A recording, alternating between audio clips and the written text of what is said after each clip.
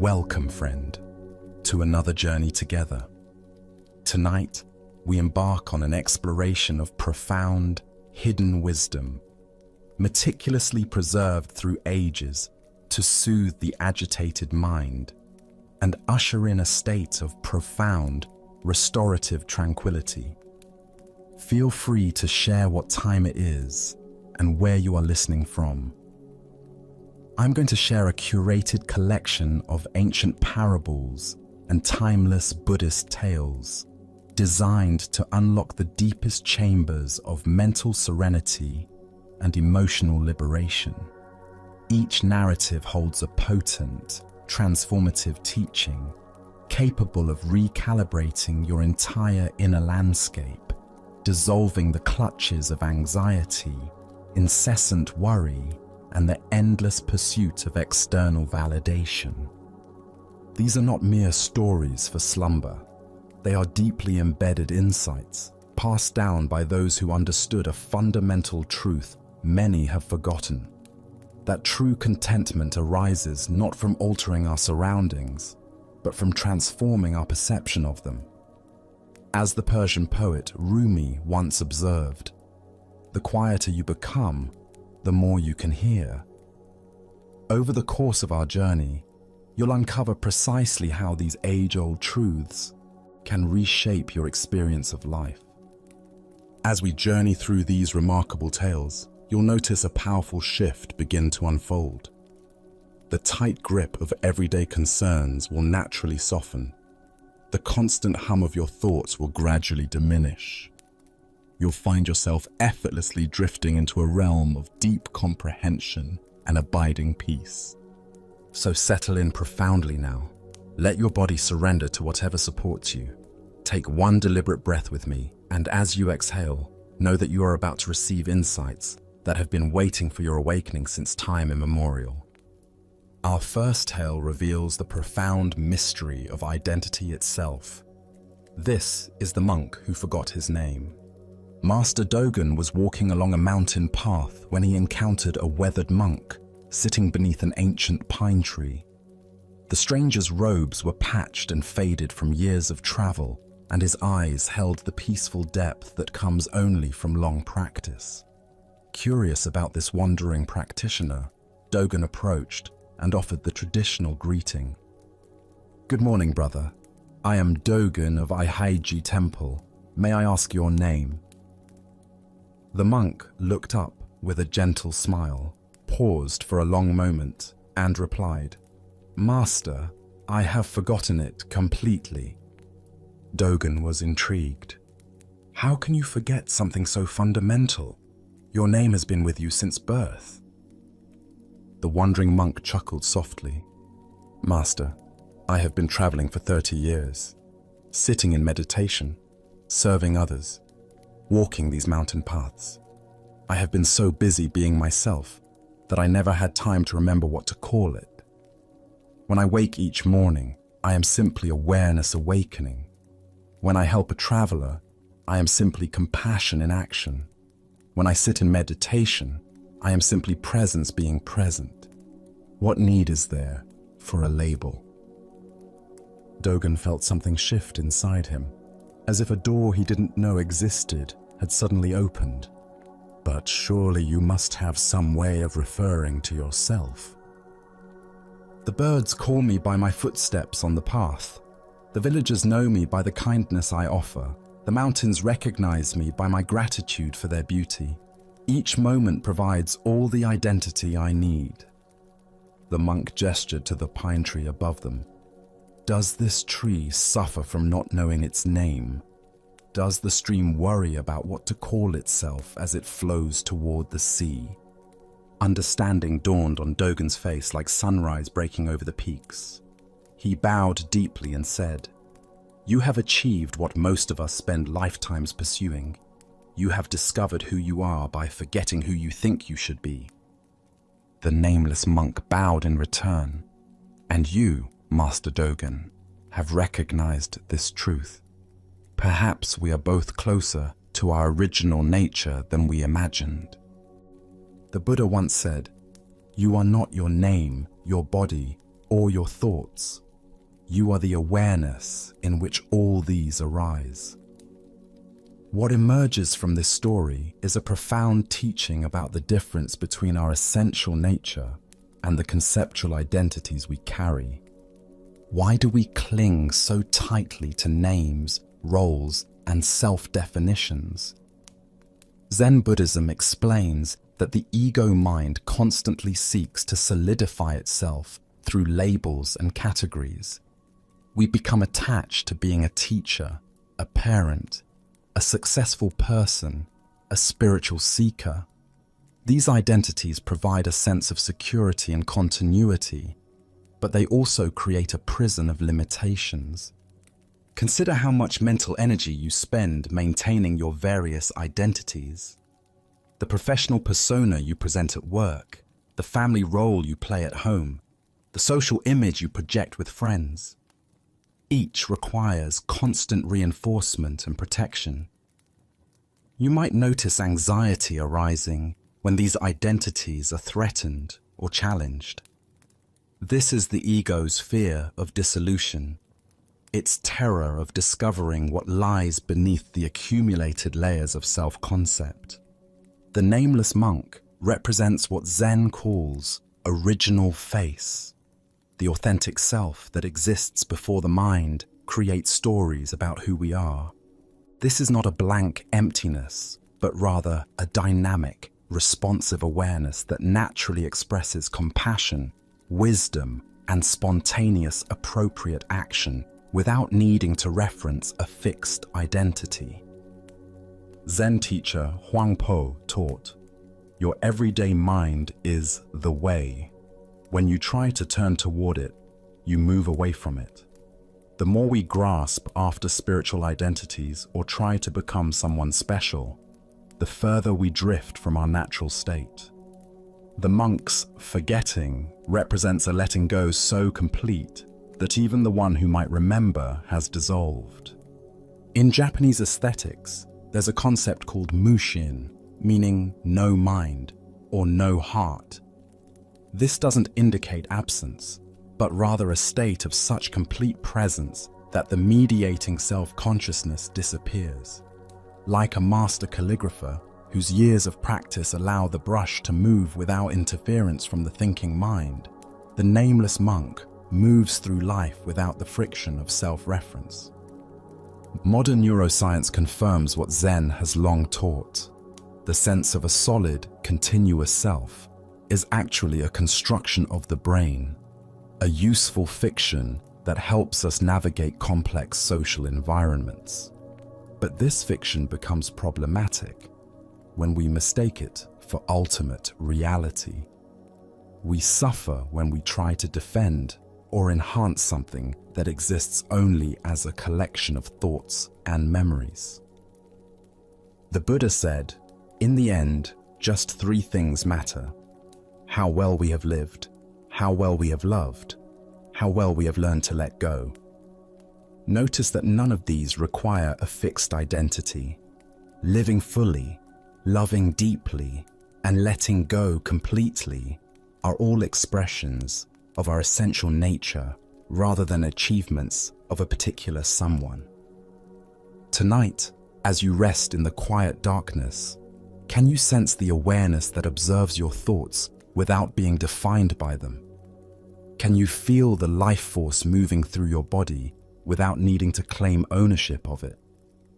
What would it be like to experience yourself as pure presence, temporarily borrowed by consciousness for the sake of this precious human experience? As the Buddha taught, when you realize there is nothing lacking, the whole world belongs to you. In forgetting our names, we remember our true nature. In releasing our grip on identity, we discover the freedom that was always already here. Let us now turn to a tale that reveals the impermanent nature of all precious things. This is the tea master's empty cup. Master Yamamoto was renowned throughout the region for his exquisite tea ceremonies. His every movement embodied decades of practice, and his collection of tea implements was legendary. Among his most treasured possessions was an ancient porcelain cup, delicate as an eggshell and painted with cherry blossoms that seemed to dance in the light. This cup had been passed down through 15 generations of tea masters, each one adding to its story and reverence. One autumn morning, Yamamoto traveled to visit Zen master Bankei, carrying his precious cup carefully wrapped in silk. He had heard of Bankei's wisdom and hoped to share tea with him, perhaps even receiving some profound teaching about the way of tea. Bankei welcomed him warmly into his simple hut. "Please, let us share tea together," Yamamoto said, unwrapping his treasured cup with ceremonial care. "This cup has served tea masters for 400 years. Each sip connects us to the lineage of those who came before." As he spoke, Yamamoto lifted the cup to show its delicate beauty. But in that moment, whether from nervousness or simply the way of all things, the cup slipped from his fingers. Time seemed to slow as it fell through the air, then shattered against the stone floor with a sound like a small bell breaking. Yamamoto gasped and immediately dropped to his knees, tears streaming down his face. "Master Bankei, I am so sorry. This cup survived wars, earthquakes, and centuries of careful handling only to be destroyed in my carelessness. 400 years of history lost in a single moment." Bankei calmly bent down and picked up one of the larger shards, examining it with gentle curiosity. He turned it slowly in his weathered hands, feeling its texture and weight. "Tell me, my friend," he said quietly, "what is the age of this piece of clay?" Yamamoto looked up through his tears, confused by the question. "Master, this clay," Bankei continued, "before it was shaped into a cup, before it was fired in a kiln, before it was painted with cherry blossoms, how old was it then?" Yamamoto stared at the fragment in Bankei's palm. Slowly, understanding began to dawn. The clay existed long before any potter touched it. It came from the earth itself. "And how old is the earth?" Bankei asked gently. "Countless eons. And when this cup returns to dust, as all things must, how old will that dust be?" Yamamoto's tears stopped flowing. A strange lightness began to fill his chest. "Master, clay has no age. It simply returns to clay. The elements that form this cup will become countless other things. Mountains, rivers, flowers, other cups."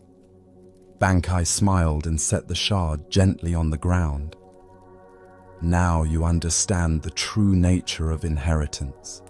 What we pass down is not the temporary form, but our appreciation for the eternal transformation. Your 400 years of tea ceremony continue in you, not in any object." Yamamoto began to laugh, first softly, then with growing joy.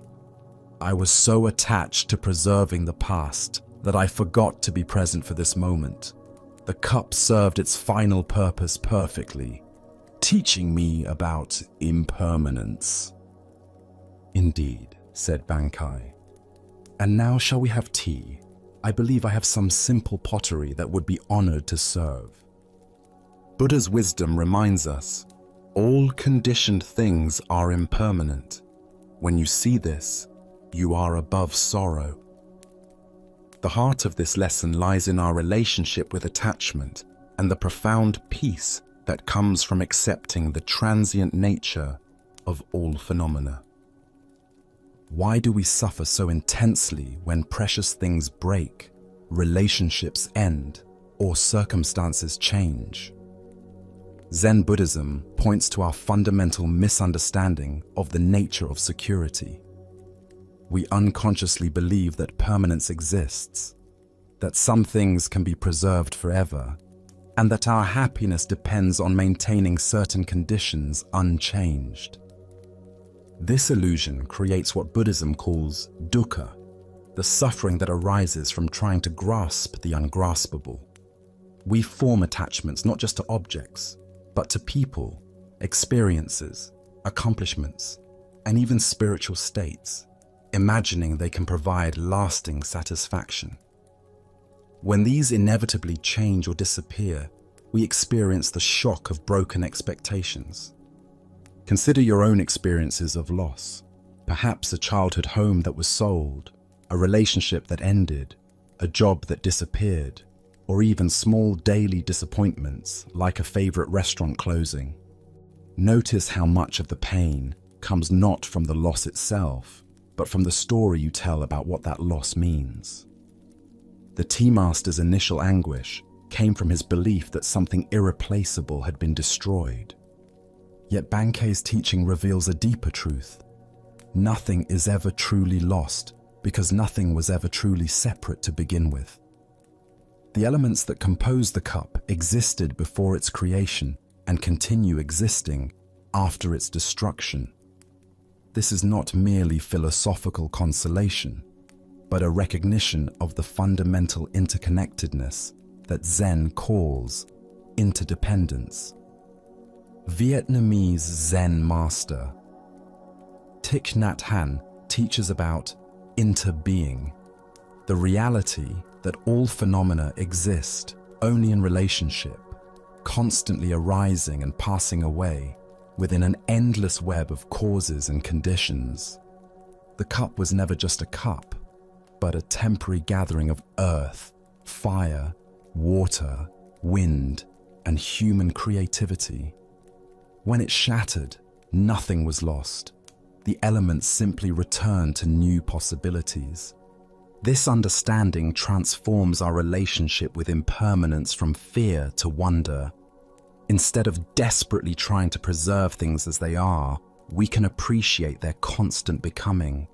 The broken cup becomes teacher. The lost job becomes opportunity.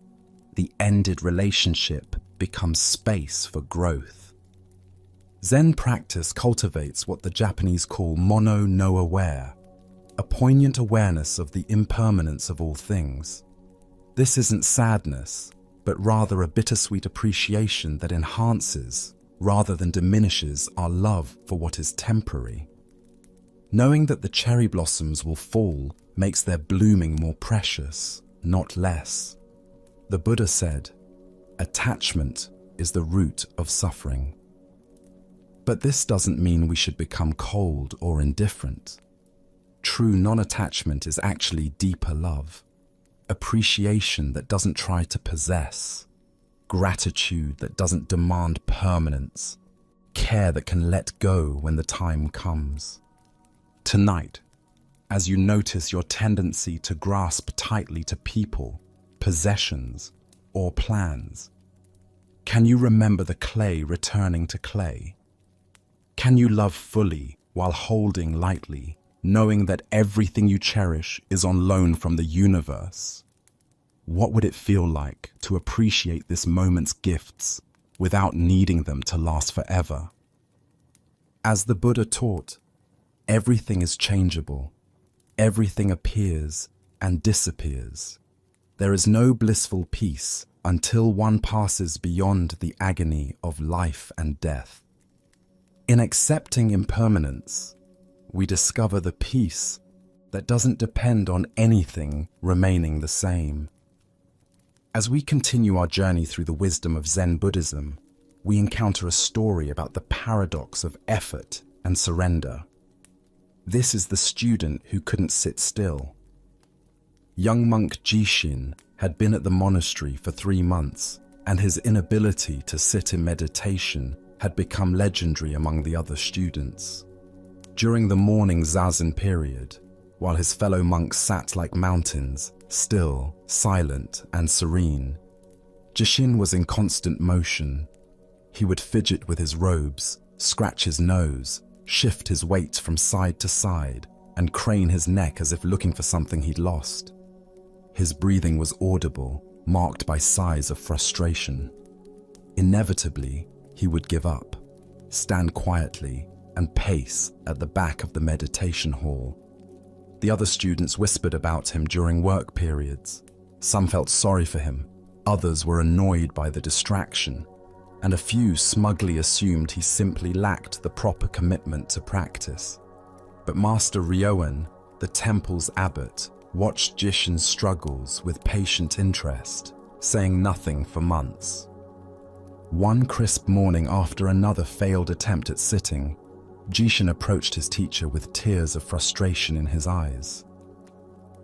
"Master, I am clearly not suited for this practice. Perhaps I should return to my family's farm. I cannot seem to find even a moment of stillness." Ryoan looked at the young monk with kind eyes. "Jishin, I have a different task for you. Our monastery garden has been neglected. The weeds are overtaking the vegetables, and the paths need tending. Would you be willing to care for it?" Grateful for any way to contribute despite his meditation failures, Jishin bowed and accepted immediately. "Yes, Master, I would be honored." The next morning, instead of sitting in the meditation hall, Jishin made his way to the overgrown garden. He knelt among the plants and began to pull weeds, feeling the earth soft and cool beneath his fingers. As he worked, he noticed which plants needed water and which were receiving too much shade. When rain fell, he took shelter under the tool shed and listened to the rhythm of drops on the roof.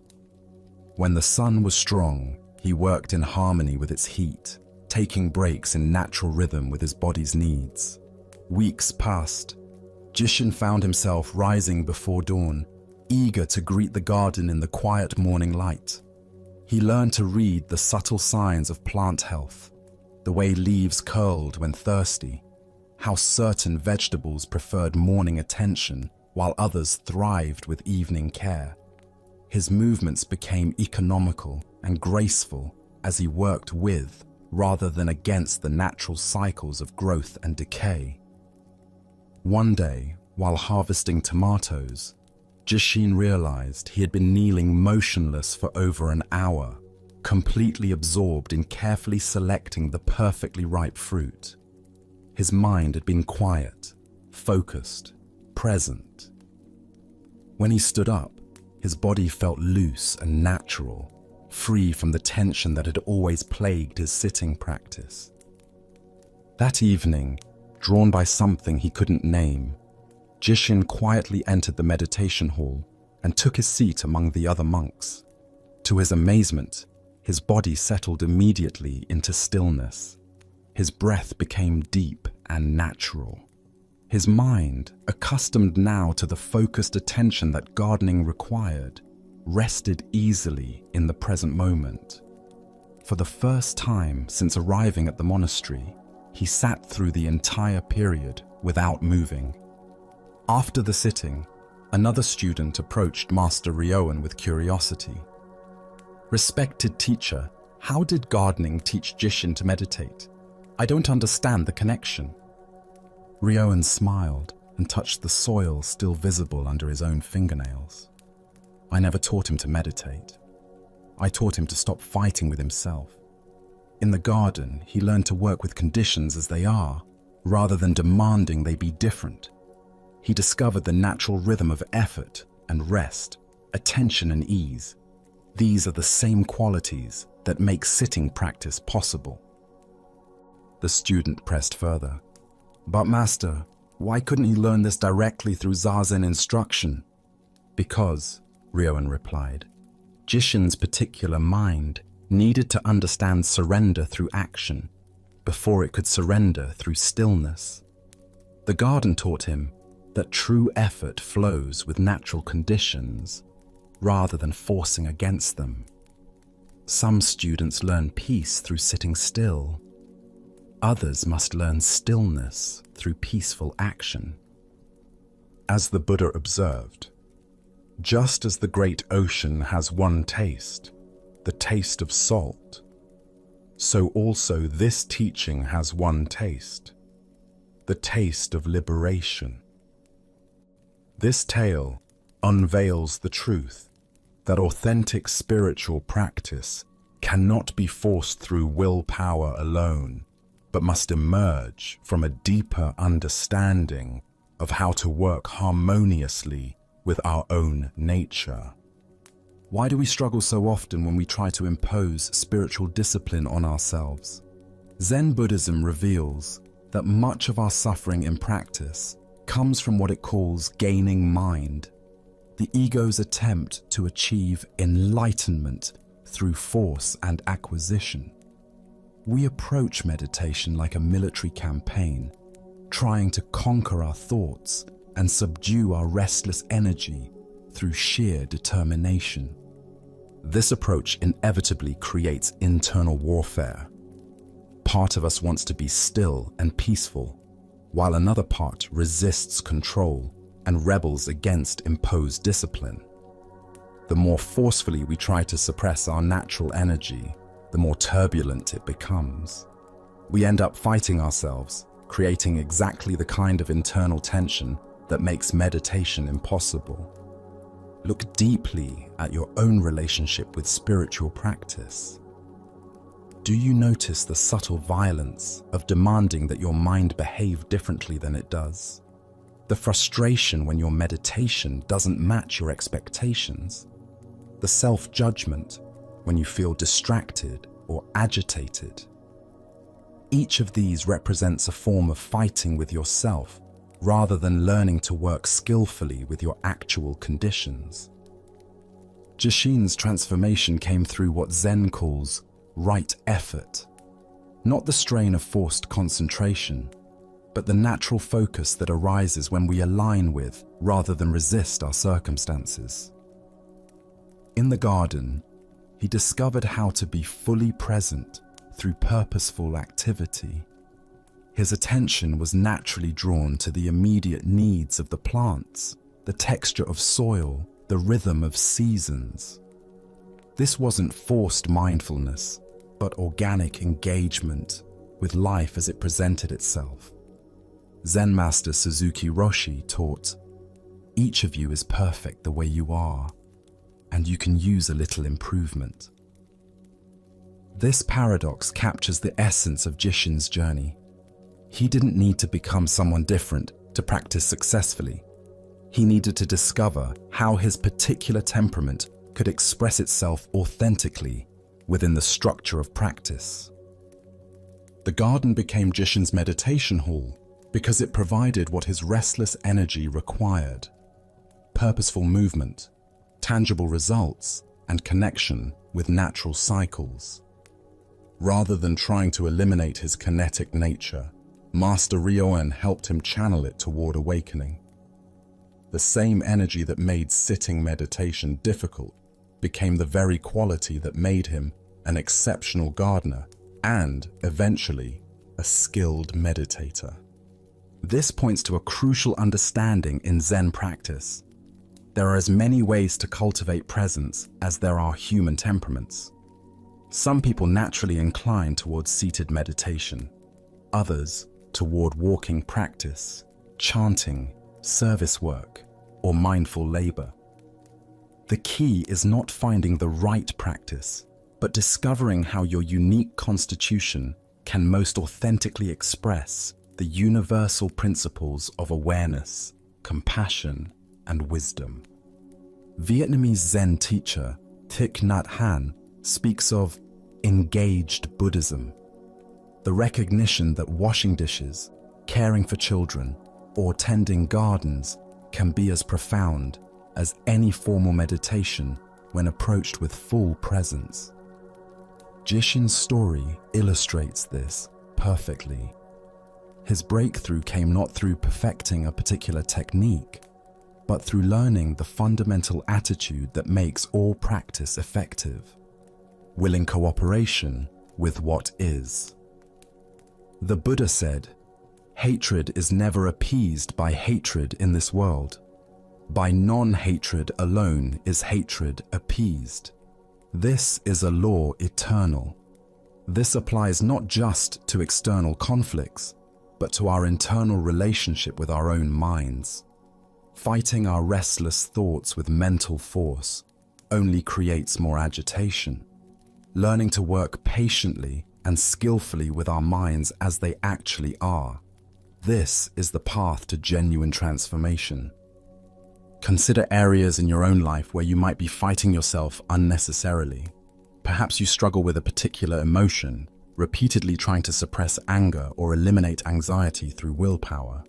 Or maybe you have creative impulses that you judge as distractions from more serious pursuits.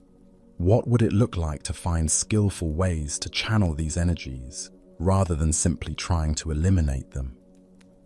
Zen practice ultimately teaches us that enlightenment is not about becoming someone different, but about fully becoming who we already are beneath our conditioning and resistance. Jishin's restless energy was never the problem. His inability to find an appropriate expression for it was what created suffering. Tonight, as you notice areas where you're fighting with your own nature, can you sense possibilities for channeling that energy more skillfully? Perhaps your analytical mind, instead of being a meditation obstacle, could find expression through studying Dharma texts. Maybe your emotional sensitivity, rather than being a vulnerability, could become a pathway to deeper compassion. What aspects of yourself are you trying to eliminate that might instead need better expression? As the Buddha taught, you yourself, as much as anybody in the entire universe, deserve your love and affection. True spiritual practice begins with this radical self-acceptance, not approval of all our behaviors, but willingness to work compassionately with our actual starting point, rather than fighting to become someone else. Now, let us explore a Zen story about the unexpected pathways to wisdom. This is the master who sold enlightenment. In the bustling marketplace of ancient Kyoto, among the vendors selling rice, silk, and pottery, an unusual sight appeared one morning. A well-dressed man had set up a small stall with an elaborate banner that read, "Enlightenment for sale. 1 gold coin only. Achieve instant liberation." A crowd gathered, some laughing at the audacity, others curious about what enlightenment might look like when packaged for purchase. The man behind the stall was clearly a charlatan. His robes were expensive, but worn incorrectly. His manner was theatrical rather than serene, and his eyes held the shifty quality of someone accustomed to quick escapes. He called out to passers-by. Why spend years in meditation? Why suffer through difficult practice? For just 1 gold coin, you can have what the monks struggle lifetimes to achieve. Most people walked by shaking their heads or muttering about the shamelessness of such a display. But as morning stretched toward midday, a familiar figure approached the stall. Master Ikkyu, renowned throughout the region for his wisdom and unconventional teaching methods, stopped before the banner and studied it with apparent seriousness.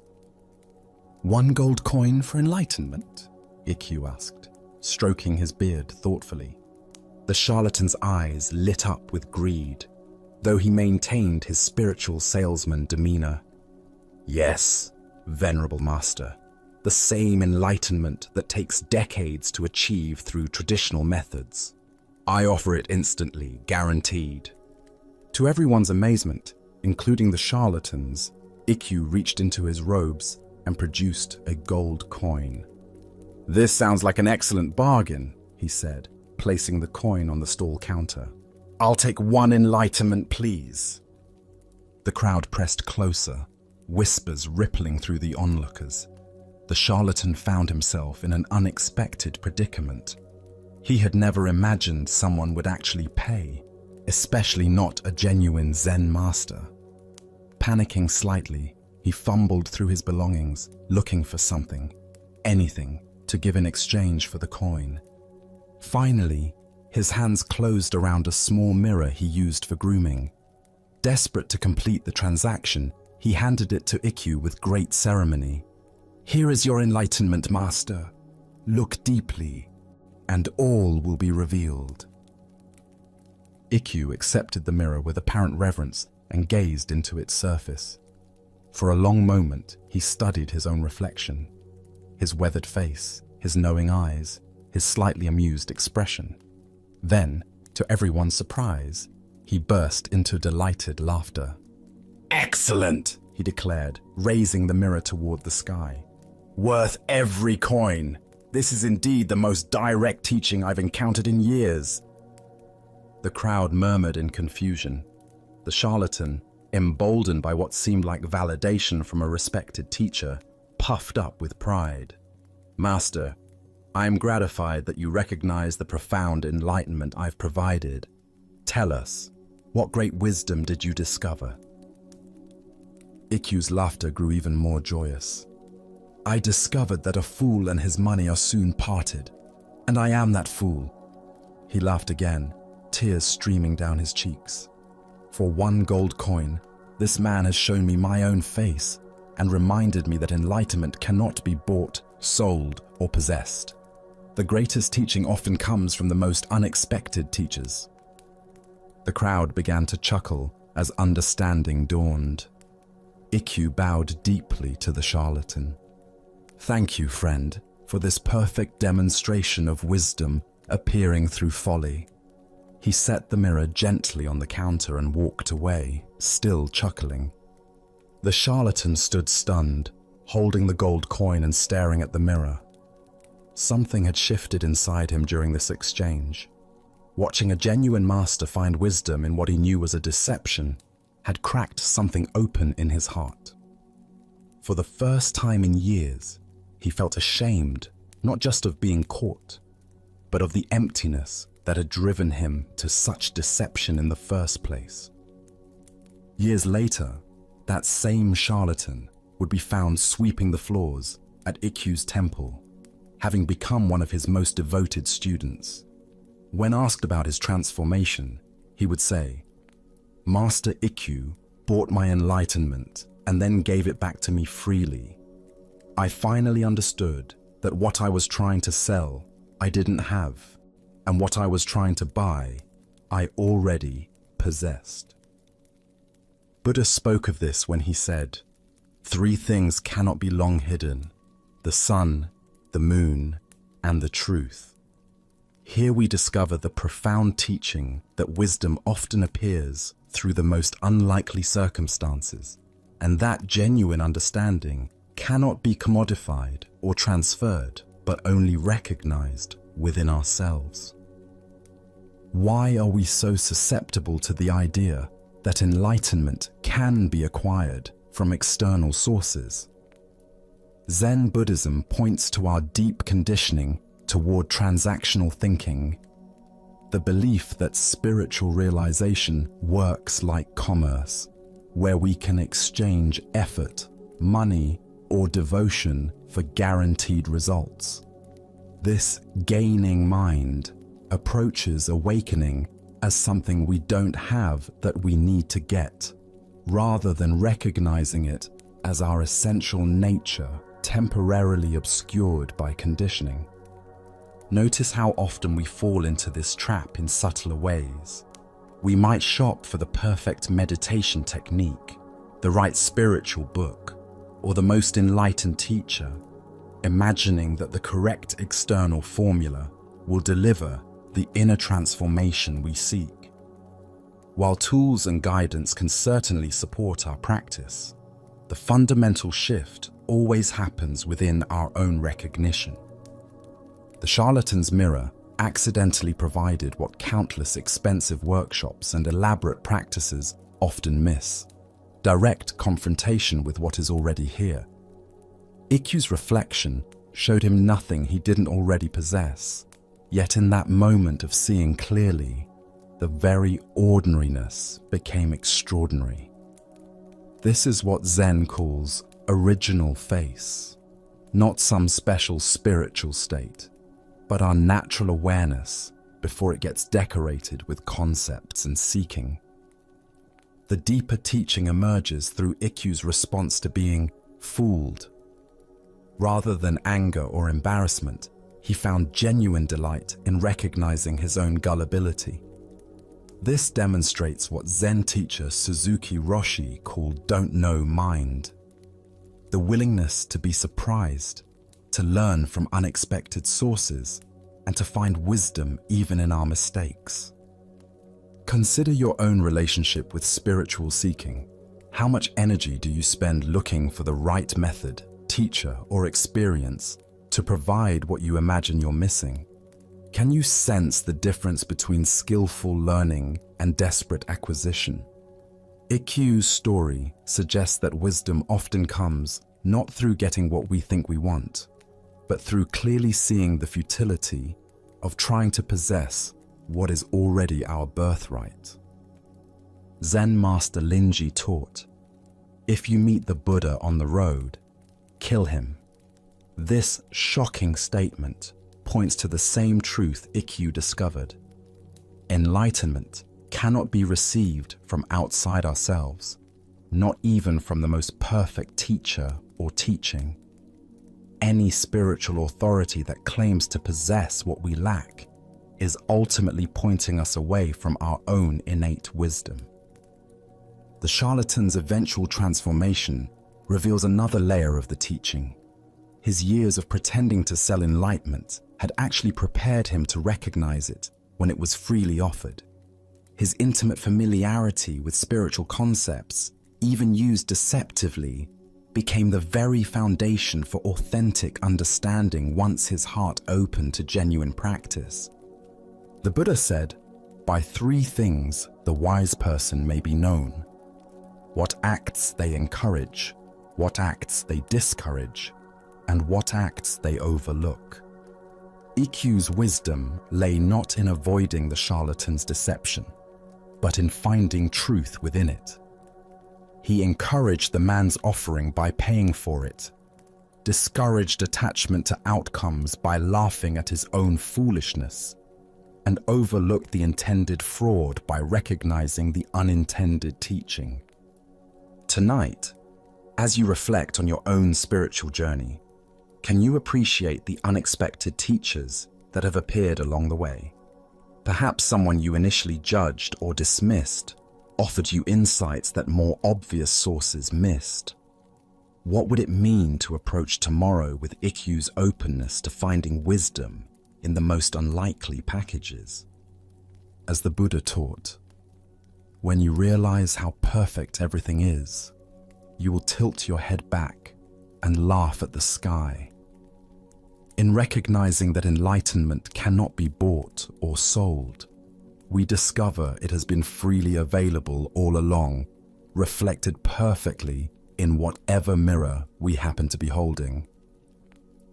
Let us now turn to our next story, one that reveals how broken things often serve more clearly than perfect ones. This is the monastery bell that wouldn't ring. High in the mountains of rural Japan, Shunryu Temple had served the surrounding villages for over 300 years. Its bronze bell, cast by master craftsmen generations ago, had called countless practitioners to morning meditation and evening reflection. The sound of that bell carried across the valleys, marking the rhythms of monastic life and offering comfort to all who heard its deep, resonant tone. But one winter morning, after a particularly harsh storm, the bell developed a crack. When struck, instead of producing its traditional rich, penetrating sound, it made only a dull thud, audible within the temple grounds, but lacking the carrying power to reach the surrounding communities. The monks were dismayed. How could they properly call people to practice without their bell's voice reaching across the mountain valleys? Master Sengai, the temple's elderly abbot, examined the crack and estimated the cost of repair. It would require taking the bell to the distant city, an expensive undertaking that would drain the temple's modest funds. The monks began organizing to raise money for the restoration. eager to return their daily practice to its full dignity. After weeks of careful saving and small donations from villagers, the monks had finally collected enough gold to restore their bell. They presented the money to Master Sengai with pride and relief. "Master, we can finally repair our bell and restore proper calling to practice." But the next day, a family of refugees appeared at the temple gates. Parents with 3 small children, traveling to escape famine in their home province. They were thin, exhausted, and had been walking for weeks. Master Sengai immediately welcomed them, and that evening he used the bell restoration fund to buy food, warm clothing, and supplies for their continued journey. The monks watched in frustration as their carefully gathered money disappeared, but said nothing out of respect for their teacher. They began collecting funds again, working extra hours, copying sutras for sale, and accepting additional manual labor in nearby villages. 2 months later, they had again accumulated enough for the bell repair. But that very week, an elderly wandering monk arrived at the temple, ill with fever and needing medical attention. Once again, Master Sengai spent the bell fund, this time on medicine and care for the sick traveler. When this happened a third time, the money going to help a village family whose house had burned down, the monks finally confronted their teacher.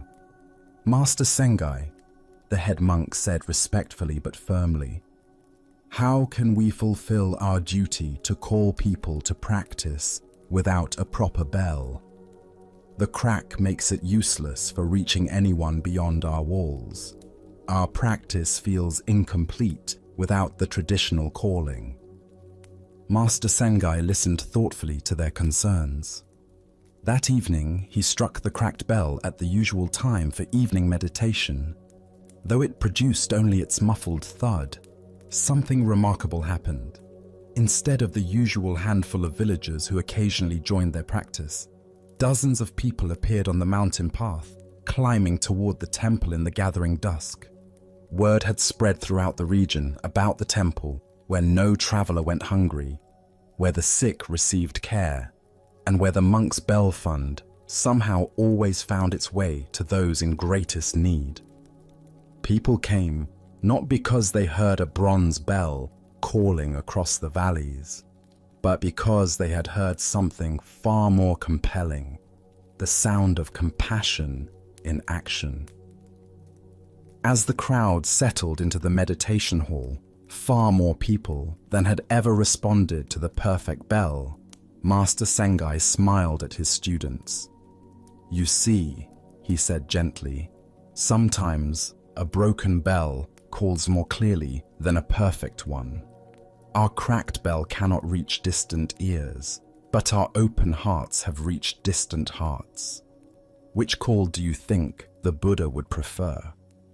The head monk bowed deeply. "Master, I understand now.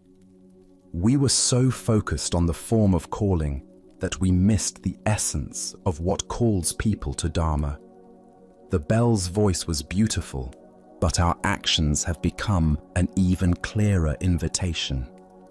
"Yes," Sengai replied. "A perfect bell announces meditation time.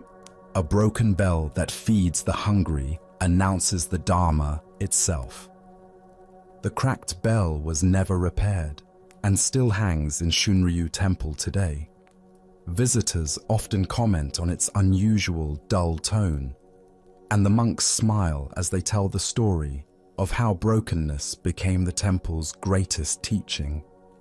Ancient Buddhist wisdom tells us, when you can do nothing, what can you do?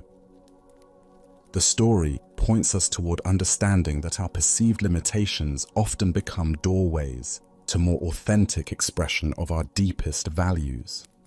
Why do we assume that broken things must be fixed before they can serve their purpose? Zen Buddhism reveals our unconscious attachment to perfectionism.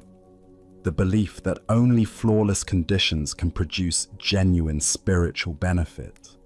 We postpone compassionate action while waiting for ideal circumstances, proper resources, or complete understanding. Meanwhile, opportunities to embody wisdom pass by unnoticed. Consider how often you delay expressing generosity, creativity, or love because the conditions don't seem quite right.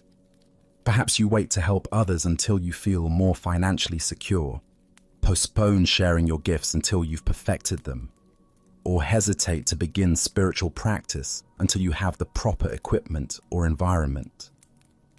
Master Sengai's story suggests that our willingness to act compassionately with whatever we have available often serves more powerfully than waiting for perfect circumstances.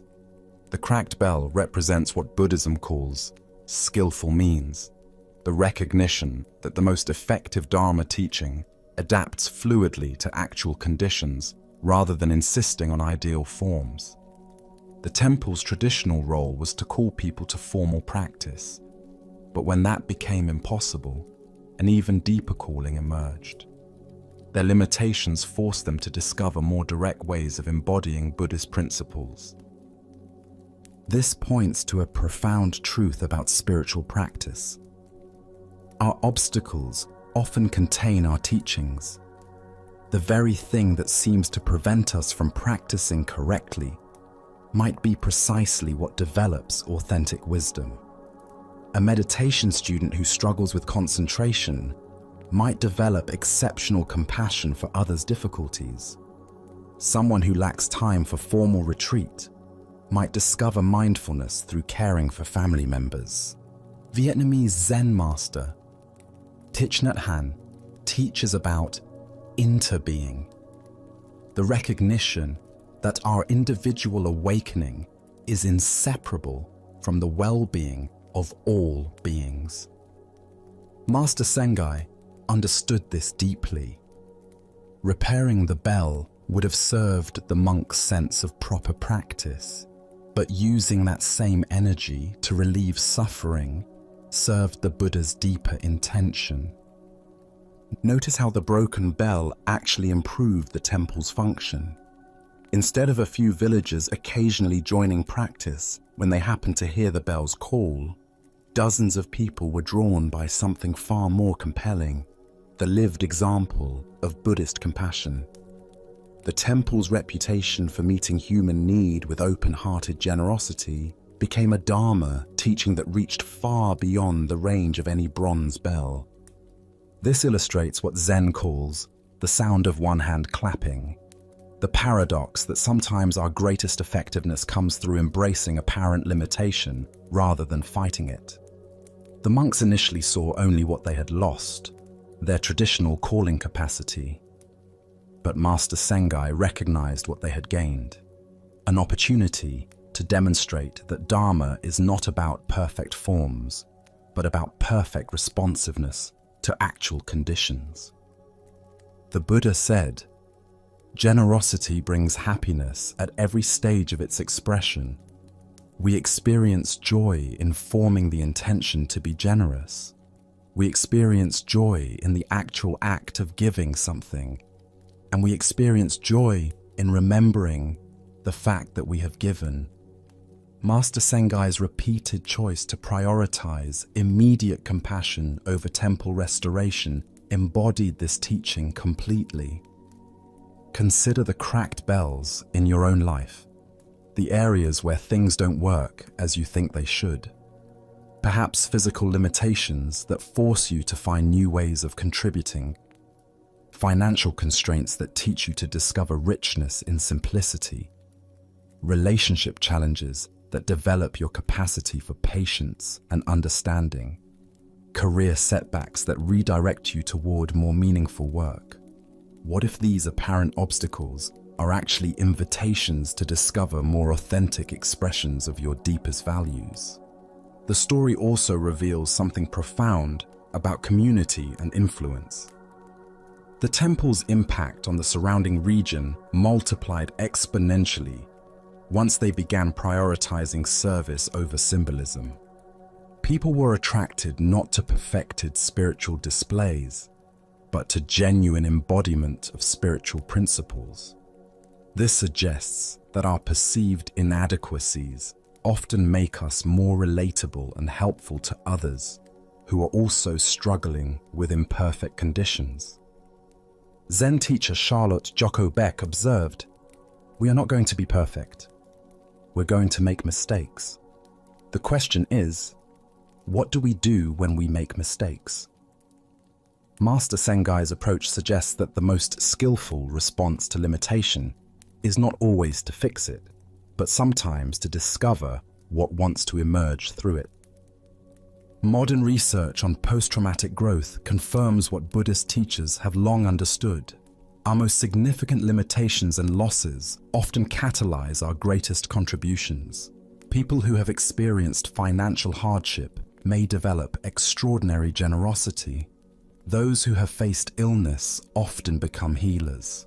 Individuals who have struggled with addiction frequently become the most effective counselors. Our broken places become our serving places. The cracked bell continues hanging in the temple today as a permanent reminder that effectiveness and perfection are not synonymous. Every time visitors comment on its unusual sound, the teaching spreads further. The floor has become the temple's most powerful Dharma talk, reaching people who might never have been touched by conventional Buddhist instruction. This points to a revolutionary understanding of spiritual practice. Our genuine service to others often matters more than our personal attainment of special states or experiences. The monks thought they needed a perfect bell to fulfill their spiritual duty, but they discovered that feeding hungry travelers and caring for sick wanderers was actually a more direct expression of Buddha's teachings than any ritualized calling to formal practice. Tonight, as you consider the areas of your life that feel broken, incomplete, or inadequate, can you sense possibilities for service that exist precisely because of these limitations? Perhaps your financial constraints allow you to understand and help others who are struggling economically. Maybe your emotional sensitivity, which sometimes feels overwhelming, enables you to offer comfort to those who are suffering. What if your greatest vulnerabilities are actually your most profound qualifications for helping others? As the Buddha taught, thousands of candles can be lit from a single candle, and the life of the candle will not be shortened. Happiness never decreases by being shared. Master Sengai understood that the temple's broken bell could light thousands of candles of compassion, creating a calling that reached far deeper than any perfect bronze voice ever could. In accepting our cracks and limitations, we often discover that brokenness itself can become a form of beautiful music, not despite its imperfection, but because of the authentic humanity it reveals. Sometimes the most powerful Dharma emerges not from polished presentations, but from our willingness to serve wholeheartedly with whatever we actually have available. Let us now explore a story about the invisible burdens we carry through life. This is the tale of the empty backpack. In a serene monastery garden, where morning dew glistened on carefully tended paths, a young seeker approached his teacher with a question weighing heavily on his heart. His eyes reflected both determination and confusion as he bowed respectfully. "Master," he said, "I wish to understand my path on earth better. Why do I seem to carry my past and relive it again and again? Why can't I get past my past?" The master studied the young man with compassionate eyes, then gestured toward an intricate maze of translucent silk panels shimmering in the garden's filtered sunlight. "Go forward into the maze," he said, reaching for a leather backpack. "But carry this as you walk. It will help you stay focused. Be careful though, as it is quite heavy." The young man accepted the backpack, initially surprised by how easily the master handed it over. But the moment it settled into his grasp, he gasped. The weight was extraordinary, forcing him to bend forward as he struggled toward the maze. Inside the silken labyrinth, he immediately encountered solid walls. Through the translucent material, he could see other seekers navigating their paths like distant ghosts. No matter which direction he turned, every path seemed blocked. Exhausted, he sat down to think. Others are clearly ahead of me, he thought. Should I cheat and crawl under the silk? After wrestling with these thoughts, he chose integrity. As he stood with renewed resolve, an opening magically appeared.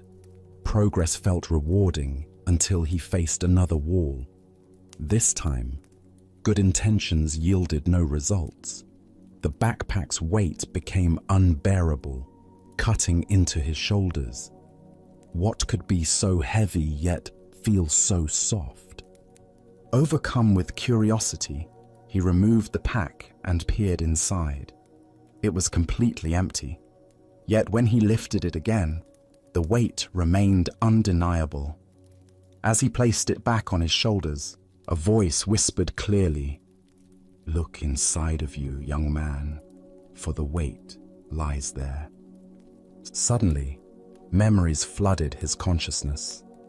His childhood tormentors, accumulated hurts, and resentments carried for years. As he relived each painful experience, the backpack grew heavier. Then understanding dawned. I am the weight. I carry the burden of that which troubles me. With this insight, he began the work of forgiveness. I forgive you, wherever you are, he found himself saying.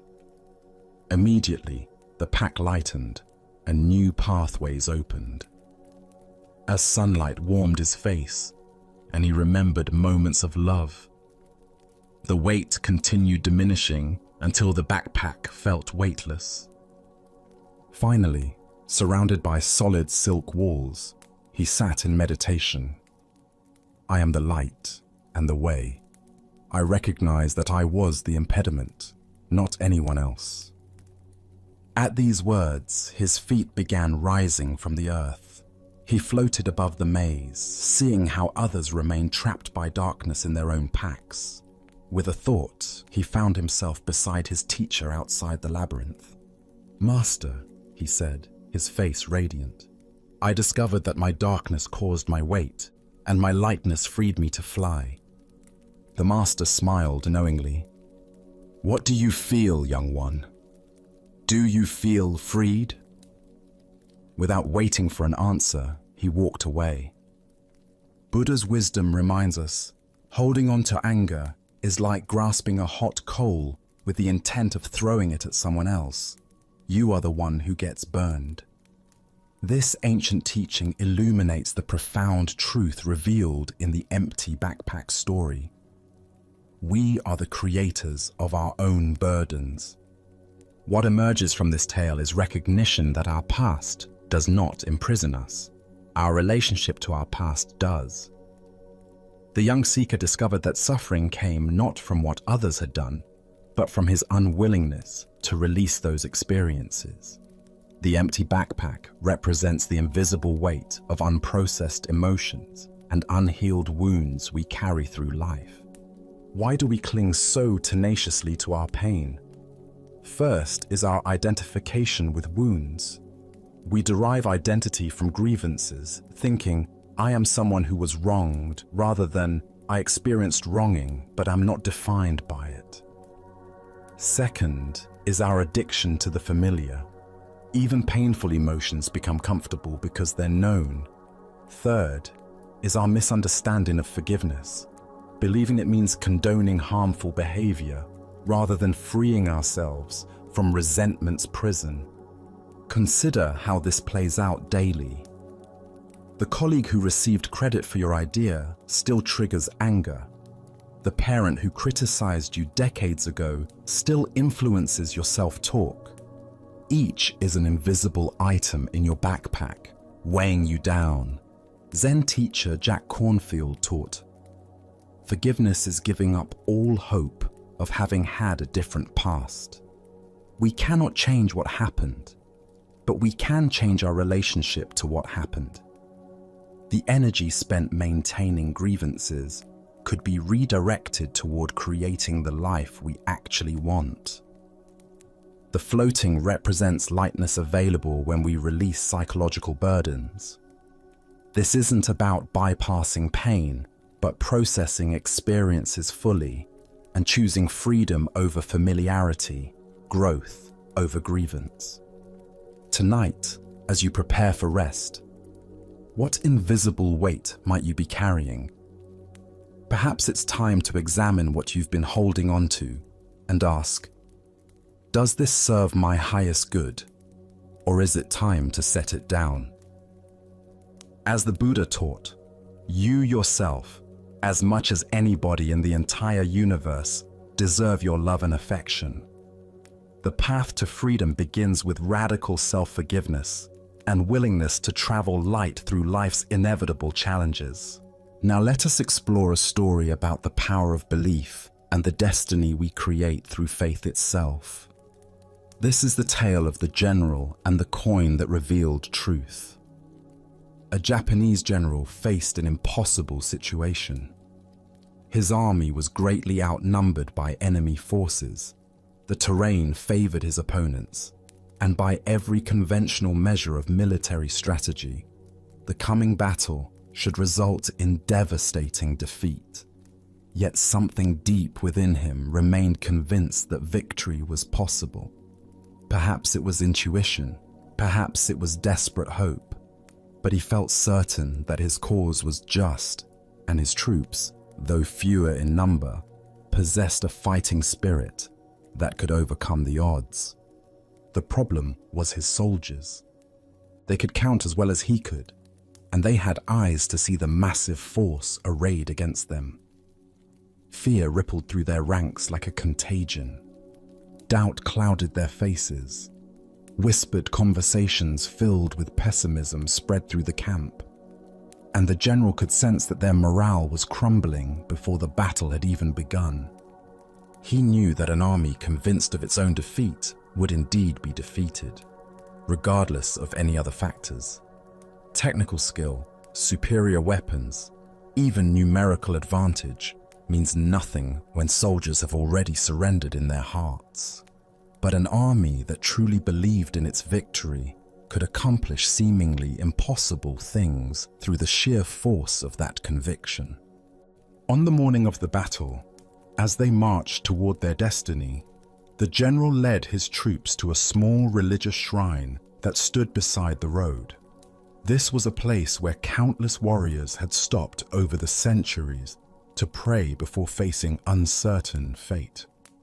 The general gathered his men around him and led them in earnest prayer, asking for divine blessing and protection in the coming fight. When the prayers were finished, the general reached into his pocket and withdrew a simple coin. He held it high so that every soldier could see it clearly. "My brothers," he called out, his voice carrying across the assembled ranks, "we have prayed, and now we will let heaven itself reveal our destiny. I will toss this coin into the air. If it lands heads, we are fated to win this battle. If it lands tails, we are destined to lose. Let us discover what the gods have decided for us." The soldiers pressed closer, their breathing shallow with anticipation. Everything seemed to depend on this single moment, this one flip of metals spinning through the morning air. The general tossed the coin high, and every eye followed its arc as it rose, hung suspended for an instant against the sky, then fell back, down to earth. The coin landed and lay still in the dust. It was heads. A cheer erupted from the troops that could probably be heard for miles. Soldiers who had been grim and fearful moments before now laughed with joy and embraced each other with renewed confidence. The gods had spoken. Victory was assured. Their cause was blessed by heaven itself. Filled with this divine confidence, the soldiers attacked their enemies with such fierce determination and coordinated power that they achieved exactly what the coin had predicted. Against all odds, they won a decisive victory, routing forces much larger than their own and securing a triumph that would be remembered for generations. After the battle, as the general walked among his celebrating troops, his lieutenant approached him with wonder in his eyes. "General," the lieutenant said, "what an incredible thing. The coin revealed our true destiny, just as you said it would. Surely no human power can change what heaven has decreed." "You are absolutely right," the general replied with a knowing smile. He reached into his pocket and withdrew the coin, holding it so his lieutenant could examine it closely. "No one can change destiny." The lieutenant looked at the coin and gasped. Both sides showed heads. The Buddha once said, "All that we are is the result of what we have thought. The mind is everything. What we think, we become." Here we discover the profound truth that destiny is not something that happens to us, but something we create through the power of our own beliefs and expectations. Why do we so readily assume that fate is beyond our influence, when our own minds play such a crucial role in shaping what unfolds? Zen Buddhism teaches that while we cannot control all external circumstances, we have tremendous power over the internal conditions that determine how we respond to whatever arises. The general understood something profound about human psychology and the nature of reality itself.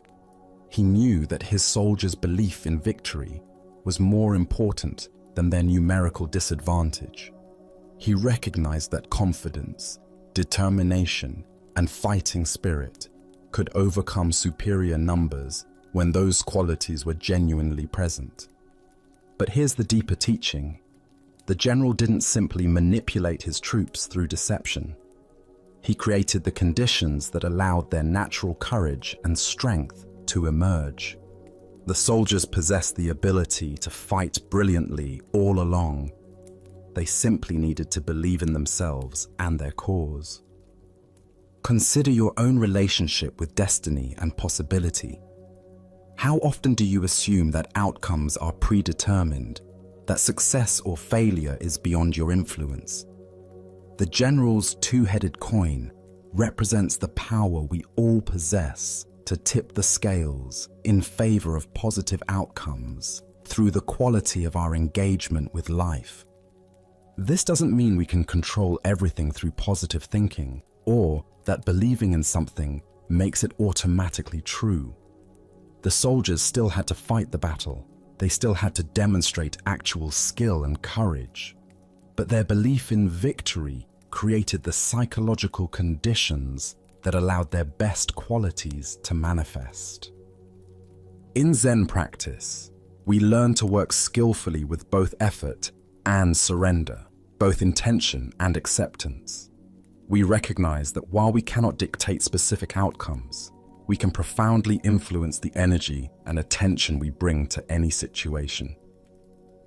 This quality of engagement often determines whether we experience success or failure, regardless of external circumstances. Zen Master Huang Po taught, "The foolish reject what they see, not what they think. The wise reject what they think, not what they see." The general was wise enough to see that his soldiers' thoughts about the battle were more influential than their thoughts about their numerical disadvantage. He worked with the reality of psychology rather than fighting against it. Look deeply at the various challenges and opportunities in your own life. Where might you be carrying a tails mentality, assuming defeat before you fully engaged, focusing on obstacles rather than possibilities, letting fear determine your level of effort?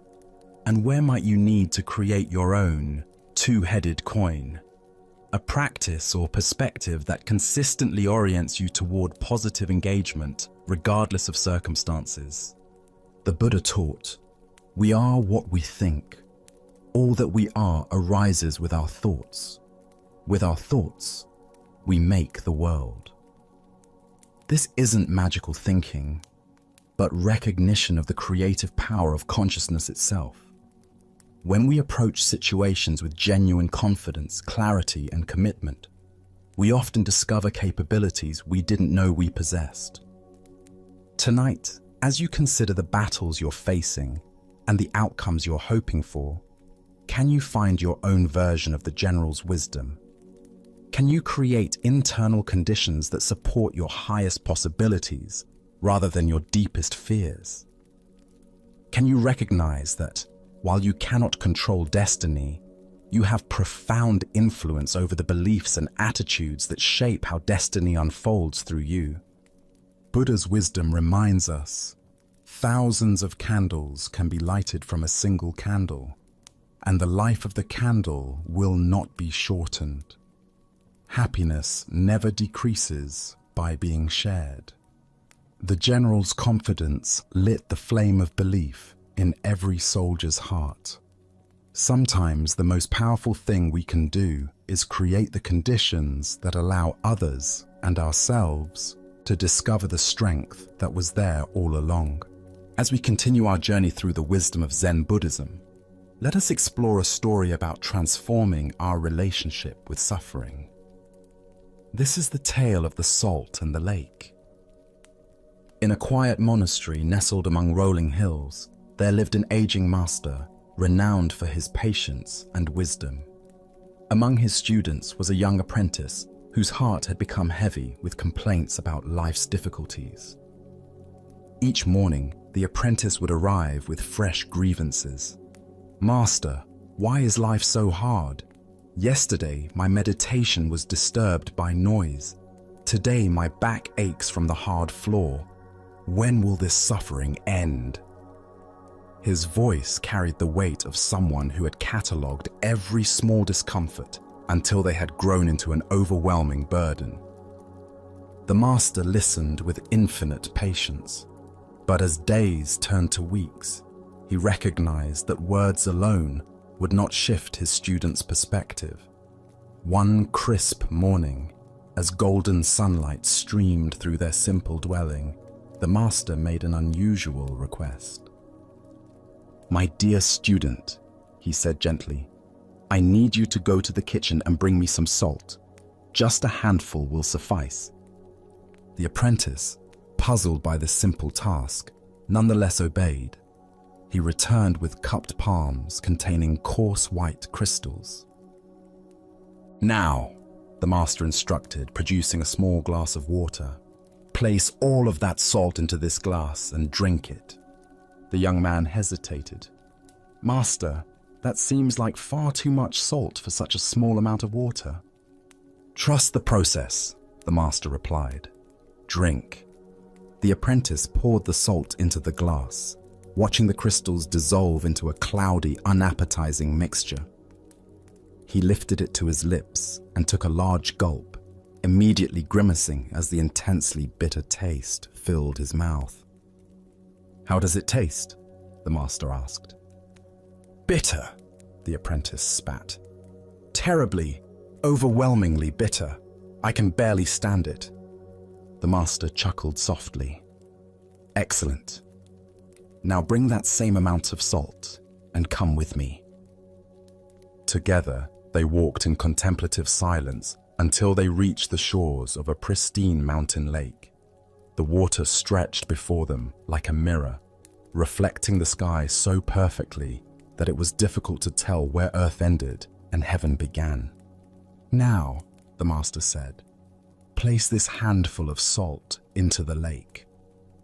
The apprentice waded into the shallow water and opened his hands, watching as the salt crystals scattered across the lake's surface, quickly dissolving without leaving any visible trace. "Drink from the lake," the master instructed. The young man cupped the lake water in his hands and brought it to his lips. The water was clean, refreshing, with the pure taste of mountain streams. "How does it taste?" the master asked. "Much fresher," the apprentice replied, genuinely surprised. "Clean and pure." "Do you taste the salt?" the master inquired gently. The student paused, paying careful attention. "No," he said slowly. "I don't taste any salt at all." The master sat beside his student on a smooth stone at the water's edge. His weathered hands reached out to clasp the young man's hands in profound tenderness. "My dear student," the master said, "the pain of life is pure salt, no more, no less. The amount of pain in existence remains constant, but the amount of bitterness we experience depends entirely on the container we put that pain into." The apprentice listened with new understanding.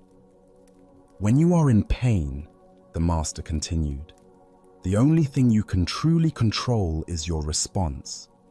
You can choose to be a small glass where every grain of salt overwhelms your senses, or you can choose to enlarge your sense of things to become like this vast lake where the same salt dissolves harmlessly into something much greater." The master paused. "Stop being a glass, my friend. Become a lake. The Buddha once said, 'Pain is certain, suffering is optional.' This fundamental teaching reveals the heart of our relationship with difficulty. We cannot eliminate the challenges woven into human existence, but we have tremendous power over how that pain affects us." What emerges from this story is understanding about consciousness itself. Our awareness is not fixed in size. It can contract into the narrow confines of a glass, where every difficulty looms enormous, or it can expand into the spaciousness of a lake, where the same difficulties become manageable. Why do we often choose to be the glass rather than the lake? First is our tendency toward pain myopia, becoming so focused on discomfort that it fills our entire awareness. Second is our habit of story proliferation, taking a single, painful event and creating elaborate narratives about how unfair life is. Third is the comparing mind, measuring our pain against an imaginary standard of how life should be.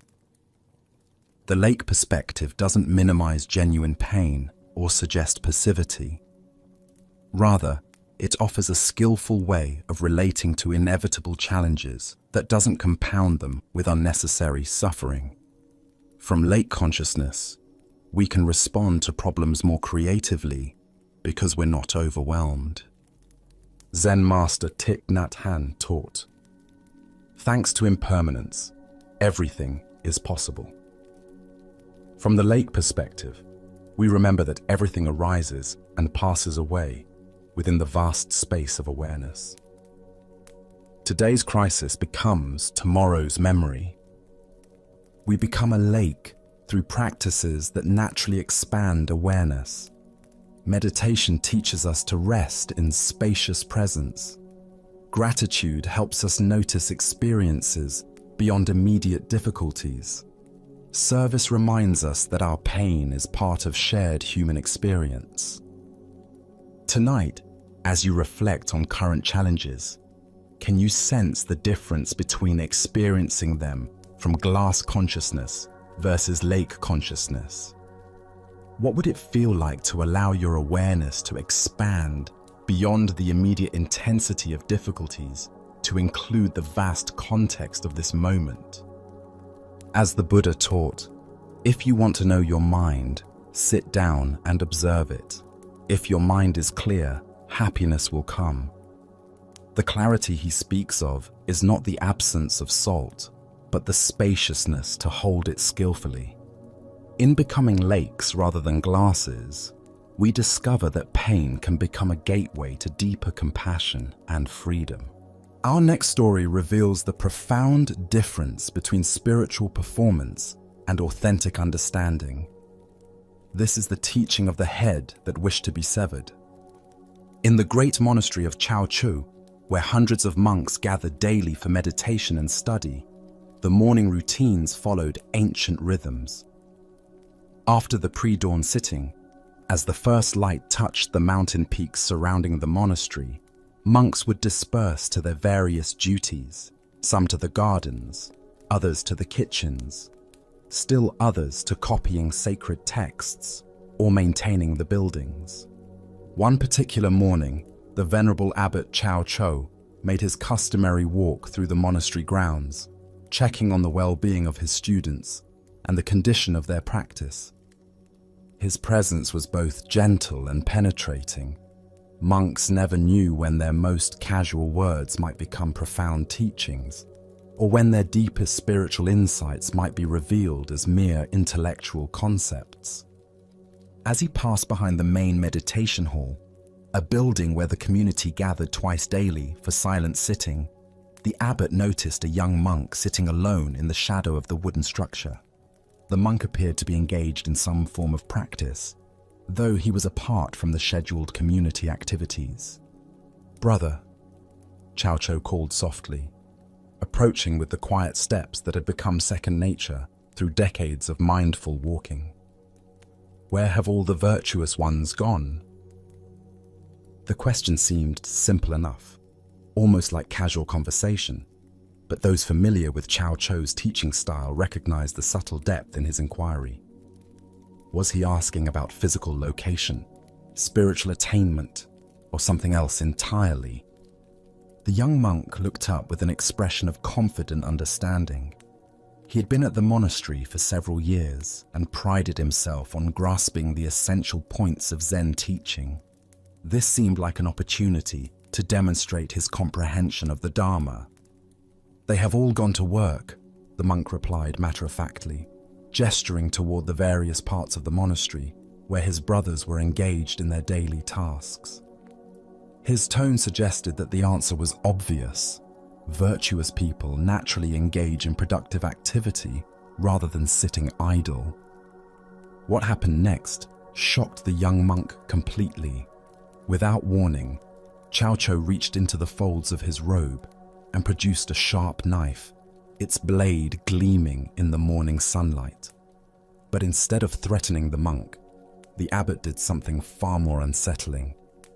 With complete calmness, Chao Cho stretched out his own neck, exposing his throat to the blade, and handed the knife to the bewildered young monk. His voice remained gentle and conversational, as if he were making the most reasonable request in the world.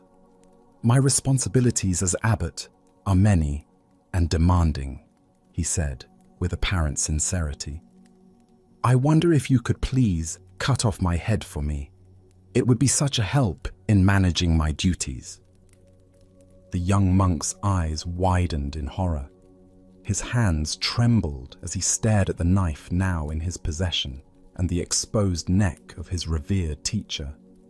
Everything about the situation contradicted his understanding of proper monastic behavior, spiritual teaching, and basic human decency.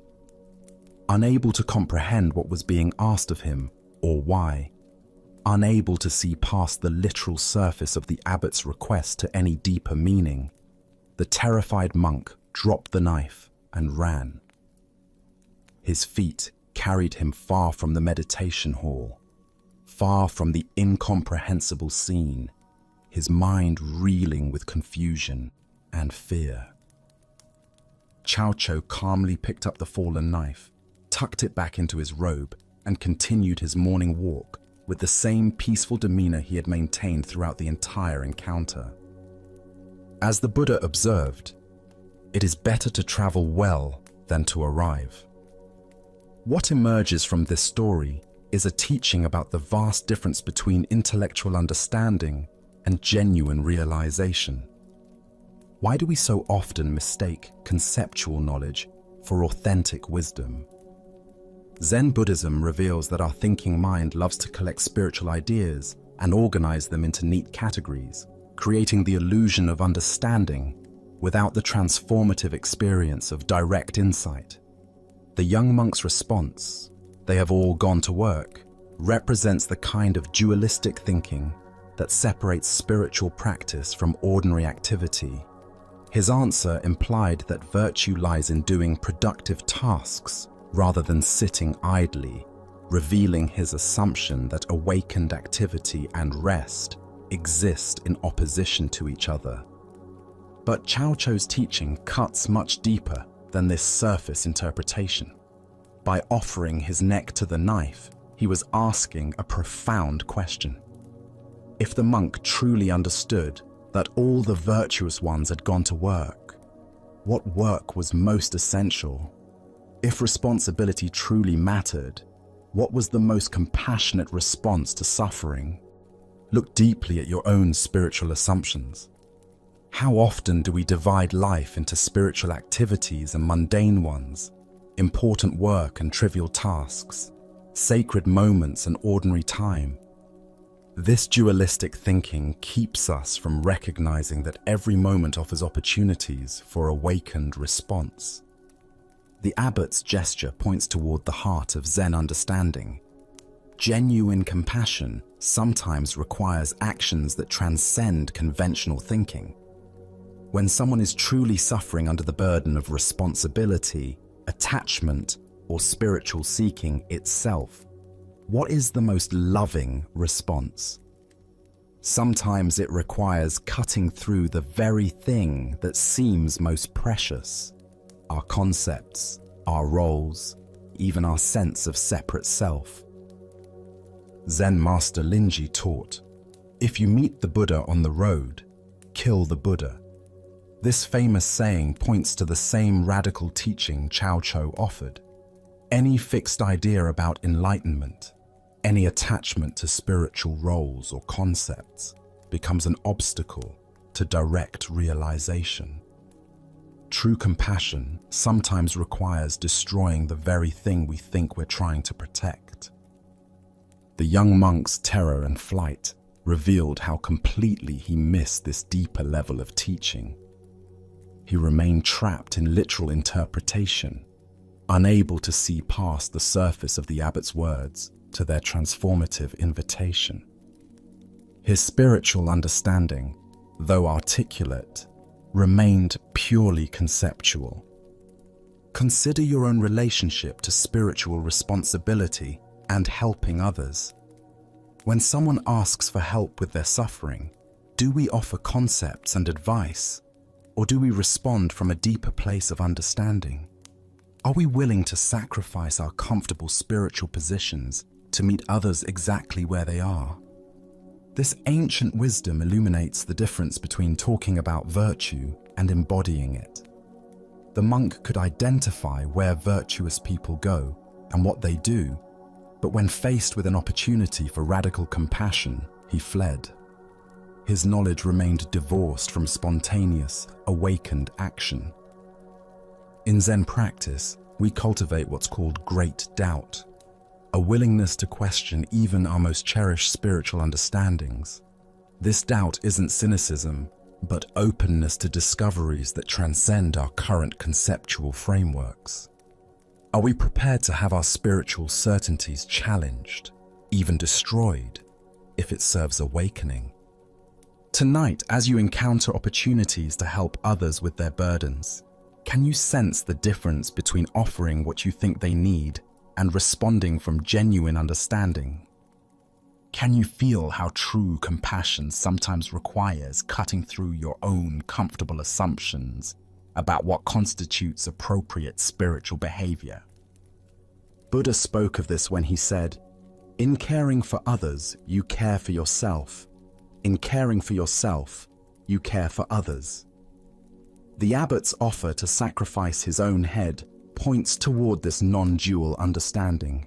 When we truly see interconnection, the boundaries between self and other, helper and helped, begin to dissolve into spontaneous, compassionate action. Now, let us explore a story about fearlessness and the power that comes from accepting what cannot be changed. This is the encounter between the general and the Zen master who could not be moved.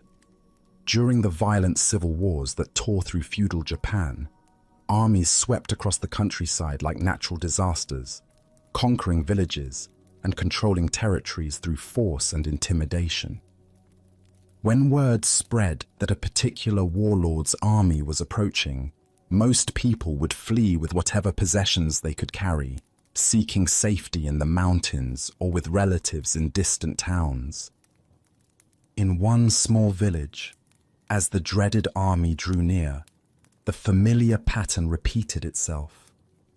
Families packed hastily, merchants closed their shops, and within hours, the streets that had been busy with daily life stood empty and silent. Everyone had fled.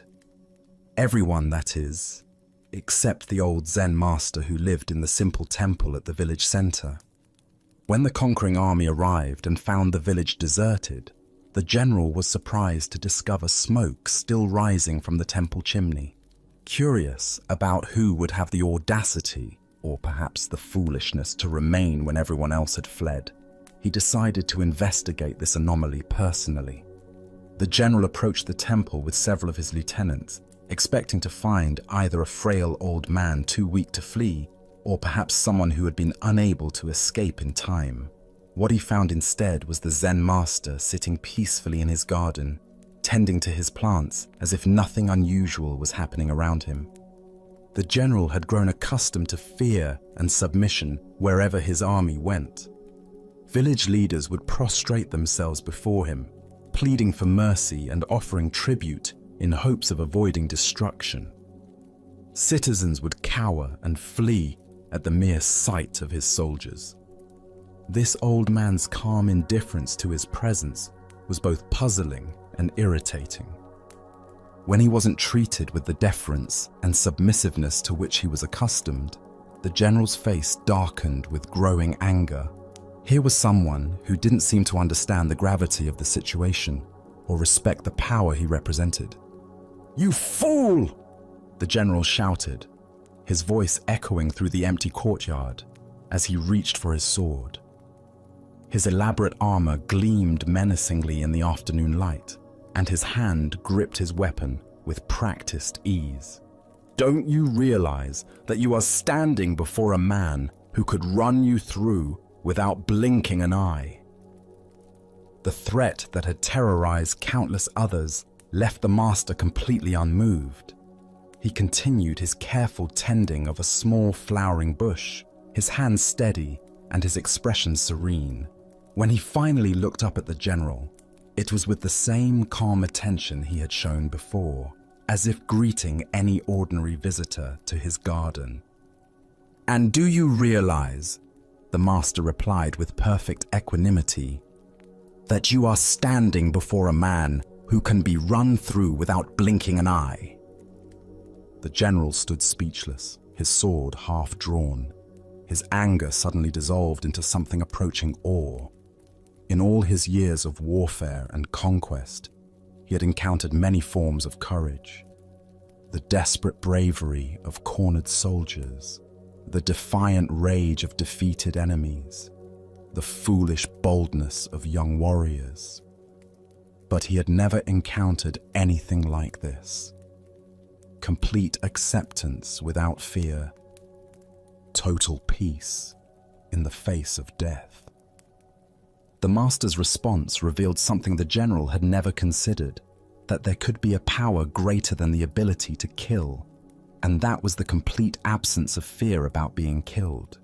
Here was someone who had so fully accepted the temporary nature of existence that even the threat of immediate death held no power over him. Slowly, the general returned his sword to its sheath. Without another word, he turned and walked away from the temple, leaving the master to continue his gardening in peace. The village remained untouched by the war, not because of any military strategy or negotiated protection, but because of one man's absolute fearlessness. As the Buddha taught, all conditioned things are impermanent. Strive on with diligence. Here we discover the profound power that emerges when we fully accept this fundamental truth, rather than spending our lives trying to escape it. Why does complete acceptance of mortality create such presence and authority? Zen Buddhism reveals that most of our fear comes not from external threats, but from our desperate clinging to what is inherently temporary. When that clinging dissolves, the threats themselves lose their power to disturb our inner peace. The general's power came from others' fear of death and loss, but someone who has fully accepted the temporary nature of existence cannot be threatened with what he has already willingly released. The master's fearlessness wasn't bravado or indifference. It was the natural result of understanding impermanence so completely that even his own death held no terror. Consider your own relationship with threats and intimidation in daily life. How much of your fear comes from attachment to maintaining your current circumstances, preserving your reputation, or protecting your physical comfort? The master's response suggests that true invulnerability comes not from being untouchable, but from having nothing that can be taken away. This doesn't mean being passive or welcoming harm. The master wasn't seeking death or encouraging violence. Rather, his complete acceptance of mortality's inevitability freed him from the paralyzing fear that controls most people when facing genuine danger. The Buddha said, "Better than 1,000 hollow words is one word that brings peace." The master's single response contained more power than any threat because it came from a place of absolute acceptance rather than resistance or fear. Tonight, as you consider the various pressures and threats you face, can you remember the master's profound response to the general's sword? Can you find the space where acceptance of impermanence creates not resignation, but a kind of unshakable presence that cannot be intimidated? Buddha's wisdom reminds us, the whole secret of existence is to have no fear. True freedom comes not from avoiding danger, but from understanding so completely that we cannot ultimately be harmed, that external threats become powerless to disturb our essential peace. Let us continue with a story about the limits of understanding and the honesty of not knowing. This is the teaching of the Emperor and Master Gudo. The Emperor of Japan, a man accustomed to receiving definitive answers from his advisors and scholars, had arranged a private audience with Master Gudo, one of the most respected Zen teachers in the realm. The Emperor came with genuine curiosity about spiritual matters, particularly questions about life, death, and what might lie beyond ordinary understanding. Seated in the formal chamber where matters of state were usually discussed, the Emperor felt comfortable posing even the most profound questions to this renowned master. After all, if anyone would possess answers to life's deepest mysteries, surely it would be an enlightened Zen teacher who had spent decades in contemplation and practice. Master Gudo, the Emperor began with the directness that comes from a lifetime of authority. I have a question that has troubled many great minds throughout history. What happens to a man of enlightenment after death? Surely someone of your spiritual attainment would understand such matters. The Emperor expected a profound discourse on the nature of consciousness after physical death, perhaps insights into rebirth, karma, or the eternal nature of enlightened awareness. He was prepared to hear about subtle realms, the dissolution of individual consciousness into cosmic unity, or other elevated teachings that would satisfy his curiosity about this ultimate mystery. Instead, Master Gudo looked at the Emperor with complete equanimity and gave the most honest answer possible. How should I know? The Emperor was taken aback. Here was a master revered throughout the land for his wisdom, essentially admitting ignorance about what seemed like a fundamental spiritual question. But Master, the Emperor pressed, somewhat incredulous, you are an enlightened teacher. Surely you must have special knowledge about such things. Gudo's response was immediate and perfectly logical. "Yes, sir, but not a dead one." The simplicity of this exchange contains a profound teaching about the nature of genuine wisdom and the difference between authentic understanding and pretended knowledge. As the Buddha taught, "I know nothing except the fact of my ignorance." This ancient wisdom illuminates the profound honesty that characterizes true spiritual maturity, the willingness to admit the limits of one's knowledge, rather than pretending to understand what cannot be known from one's current position. Why do we expect spiritual teachers to have answers to questions that can only be resolved through direct experience? Zen Buddhism emphasizes the importance of distinguishing between conceptual knowledge and lived understanding, between what we can theorize about and what we can actually know. Master Gudo's response wasn't a failure of wisdom, but a demonstration of it. He refused to engage in speculation about experiences he hadn't had, even when pressed by someone in a position of great authority. His honesty revealed more wisdom than any elaborate theory about post-death consciousness could have provided. Consider how often in daily life we pretend to know things we don't actually know. Whether it's offering confident opinions about complex social issues, giving definitive advice about other people's relationships, or claiming certainty about uncertain outcomes, we often feel pressured to appear knowledgeable rather than admitting the limits of our understanding. The Emperor's assumption that enlightenment should include knowledge about death reflects a common misconception about spiritual development. We imagine that awakening provides a comprehensive database of cosmic information rather than a fundamental shift in how we relate to not knowing. In Zen practice, we cultivate what Suzuki Roshi called "don't know mind," a state of open awareness that doesn't need to fill every gap in understanding with theories or beliefs. This isn't ignorance, but a wise recognition that direct experience is more valuable than second-hand information. Zen Master Linchi taught, "There is nothing special to do, nothing special to learn." Enlightenment doesn't grant supernatural knowledge about matters beyond ordinary experience. A living master knows about living. What happens after death remains in the realm of speculation until one actually dies. The Buddha said, "Believe nothing merely because you have been told it. But whatsoever, after due examination and analysis, you find to be conducive to the good, the benefit, the welfare of all beings, that doctrine believe and cling to." Even the Buddha encouraged direct investigation over accepting claims based on authority. Gudo's teaching reveals the freedom that comes from releasing the need to have opinions about everything.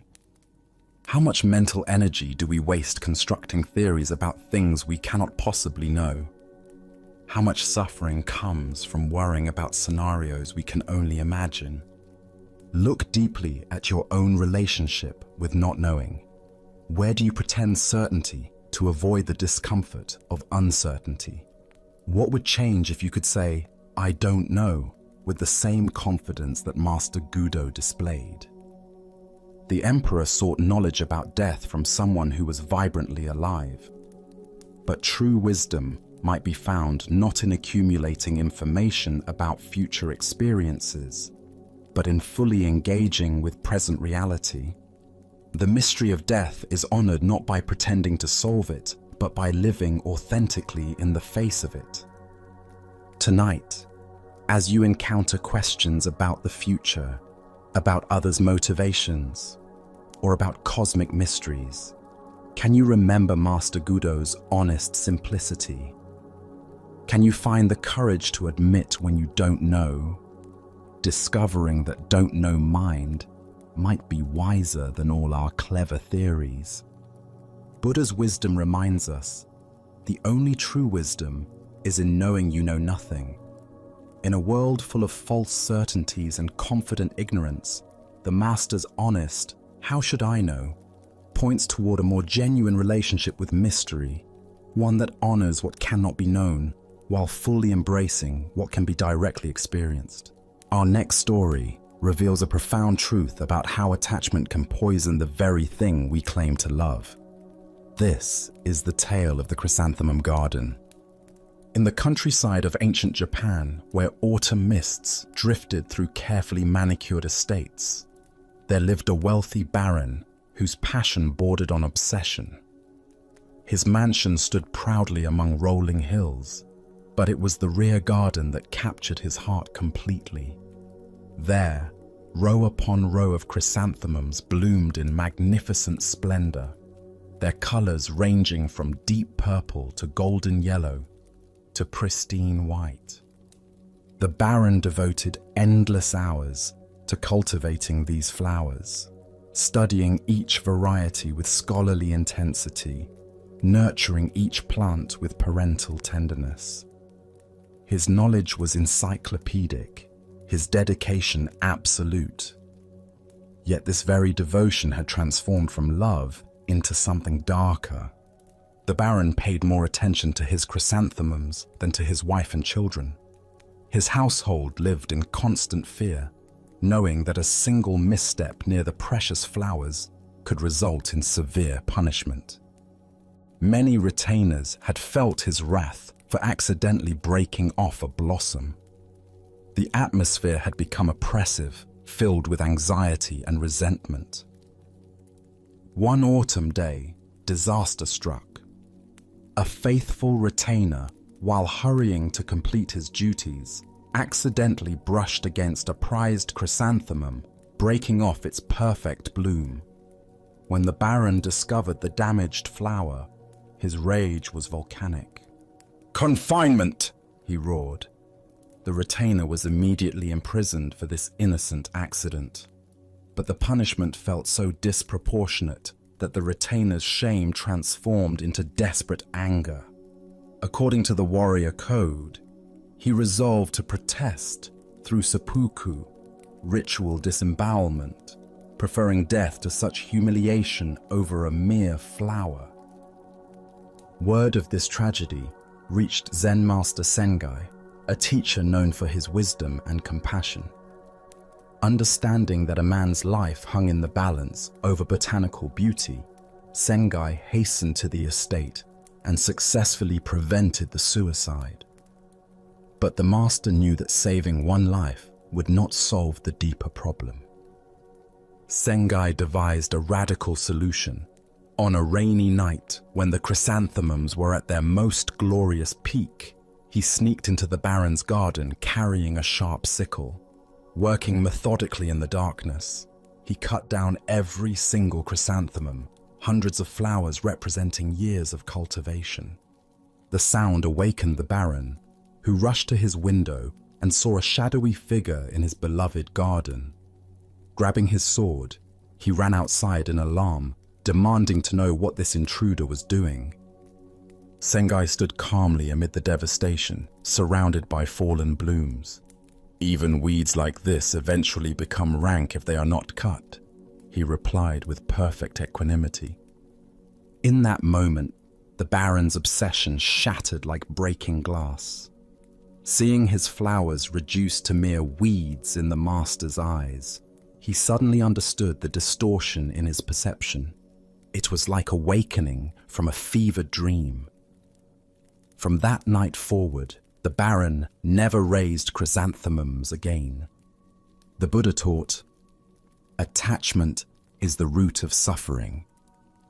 This ancient wisdom illuminates what the baron discovered through Sengai's dramatic intervention. When we cling too tightly to anything, even beautiful things, we transform love into possession and beauty into burden. This profound truth reveals itself in the way attachment corrupts the very thing we claim to cherish. The baron genuinely loved chrysanthemums, but his attachment had poisoned that love, turning appreciation into obsession, care into control, and beauty into a source of fear for everyone around him. Why do we confuse love with possession? Buddhism explains that the ego mind seeks security through control, attempting to make permanent what is inherently impermanent. True love appreciates without grasping, enjoys without owning, cares without controlling. But attachment love tries to freeze beauty in place, to make the beloved an extension of our own identity. Consider how this pattern manifests in modern relationships. Parents who love their children so intensely that they become controlling, suffocating the very growth they claim to support. Partners who love so possessively that they create jealousy and mistrust. Collectors who become so attached to possessions that they lose the joy of experiencing what they own. The chrysanthemums represent anything we elevate beyond its proper place in the natural order. This might be our career success, our physical appearance, our spiritual achievements, or our carefully curated lifestyle. When we become too attached, we create suffering not only for ourselves, but for everyone in our orbit. Zen teacher Suzuki Roshi said, "Each of you is perfect the way you are, and you can use a little improvement."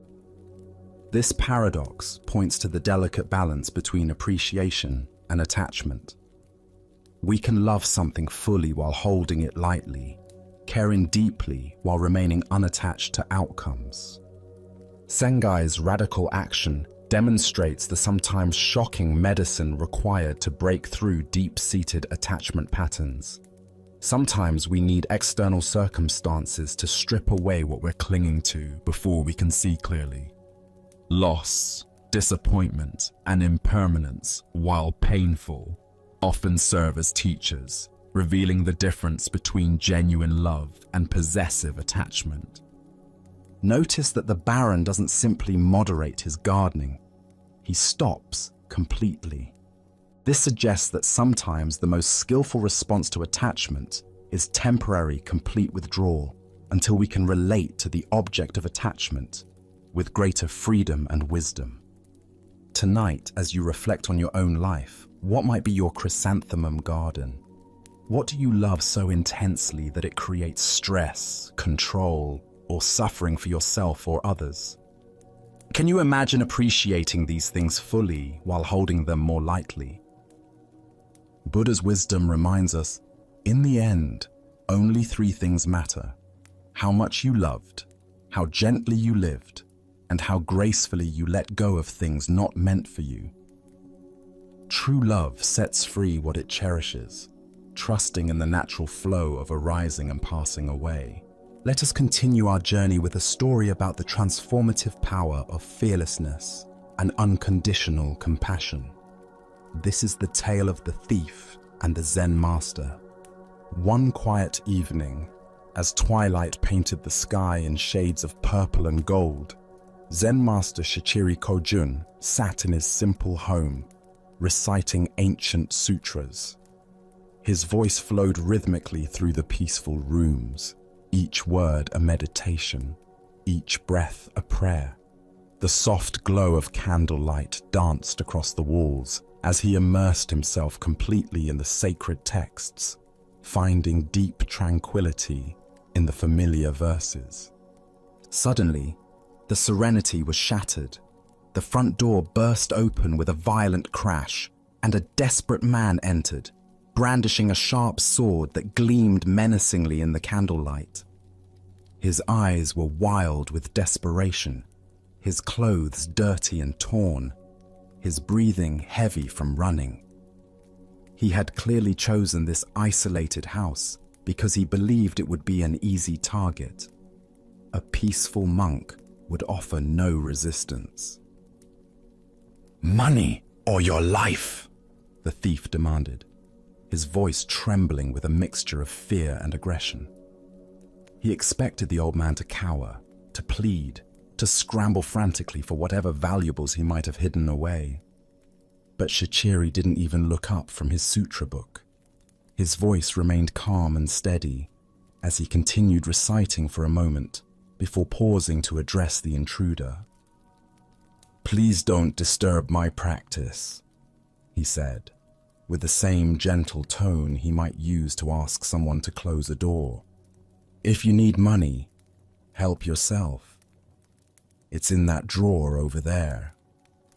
He gestured casually toward a simple wooden chest, then immediately returned to his recitation as if nothing unusual had occurred. The thief stood frozen, his sword still raised, completely bewildered. In all his years of stealing, he had never encountered such a reaction.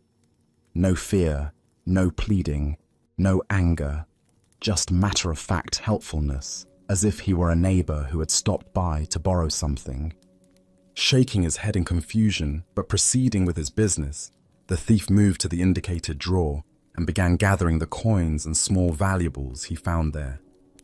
The soft sound of the master's voice continued behind him, reciting sacred words as peacefully as if he were alone. Just as the thief was preparing to leave with his stolen goods, the master's voice called out again.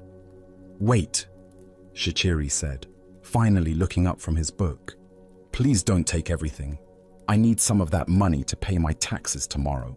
Leave a little for me, won't you?" The thief stared at him in amazement. Here was a man who was being robbed, calmly negotiating the terms of his own robbery, as if they were conducting normal business. Almost without thinking, the thief returned some of the money to the drawer. As he turned to leave, certain that this strange encounter was finally over, the master's voice stopped him once more. "You took my money," Shichiri called out, his tone carrying a note of reproach. "And you didn't even thank me. That's quite rude, don't you think?" This final comment left the thief completely speechless. His sword hand began to shake. Never in his most violent encounters had he been so thoroughly unnerved. Here was a man who treated robbery as if it were a favor, who was more concerned about politeness than personal safety. Thank you," the thief stammered, and then fled into the night as quickly as his legs would carry him. Later, when the thief was caught and confessed to numerous crimes, including the incident at Shichiri's house, the master was called as a witness. The court officials expected him to demand justice, to describe the terror and violation he had experienced. Instead, Shichiri spoke with the same calm clarity he had shown that evening. "This man did not steal anything from me," he testified. "I gave him the money freely. He even thanked me for it, though it took a little reminding." The thief, sitting in chains, felt something break open in his chest as he heard these words. This man had not only shown him extraordinary kindness in the moment of the crime, but was now protecting him from the consequences. For the first time in years, tears came to his eyes. Not tears of self-pity or anger, but tears of recognition. He had encountered something he had never experienced before: love without conditions. Upon his release from prison, the former thief sought out the master and begged to become his student. Under Shichiri's patient guidance, he learned to cultivate the same fearless compassion he had witnessed that night. Years later, through dedicated practice and the master's unwavering belief in his potential for transformation, he attained the deep peace and wisdom of enlightenment. As the Buddha observed, hatred does not cease by hatred, but only by love. This is the eternal rule. What emerges from this story is the revolutionary power of meeting violence with absolute peace, responding to taking with giving, and answering fear with love. Why do we instinctively believe that force must be met with force, that aggression requires defensive reaction? Zen Buddhism reveals that this pattern, while natural, often perpetuates the very conflicts it seeks to resolve. When we respond to hostility with hostility, we simply escalate the cycle of suffering. But when we respond with genuine compassion, not passive submission, but active love, we create space for transformation that wouldn't otherwise exist. Look deeply at your own experience. When someone approaches you with anger, criticism, or demand, what is your automatic response? Most of us immediately mobilize our defenses, preparing to protect ourselves through counterattack or withdrawal. But notice what happens in your body and mind during these defensive reactions. Does the tension decrease or increase? Does the conflict resolve or intensify? Shichiri's response demonstrates what Zen calls skillful means, acting from wisdom rather than reflex. His fearlessness didn't come from being unaware of danger, but from understanding something profound about the nature of reality. He recognized that the thief's aggression arose from desperation and suffering, not from inherent evil. By refusing to see him as an enemy, Shichiri created the possibility for the thief to see himself differently. In Zen practice, we cultivate what might be called the courage of defenselessness. This doesn't mean being naive about genuine danger or allowing ourselves to be harmed unnecessarily. Rather, it means developing the confidence to respond to difficult situations from our highest wisdom, rather than our most primitive instincts. The Buddha taught, in the end, just three things matter: how well we have lived, how well we have loved, how well we have learned to let go. Shichiri embodied all three in his encounter with the thief. He lived from complete presence, loved without conditions, and let go of any attachment to his possessions or even his personal safety. Consider the people in your life who challenge you: the difficult colleague, the critical family member, the aggressive driver in traffic. What would it mean to meet their energy with the same kind of fearless compassion Shichiri showed? Not by agreeing with them or submitting to their demands, but by refusing to match their level of reactivity, by staying connected to your own center of peace, regardless of their behavior. Tonight, as you encounter your own moments of tension or conflict, can you remember the master who treated a robber as an honored guest? Can you find the space between stimulus and response where choice lives, where you can decide to meet aggression with peace, taking with giving, fear with love? Buddha's wisdom reminds us, better than 1,000 hollow words is one word that brings peace. Sometimes the most powerful response to violence is simply to remain unshakable in our commitment to compassion, knowing that love has a transformative power that force can never match. As we continue our journey through the wisdom of Zen Buddhism, let us explore a story about contentment and the nature of desire. This is the stonecutter's journey. High in the mountain villages, there lived a simple stonecutter who had discovered the secret of happiness without knowing it.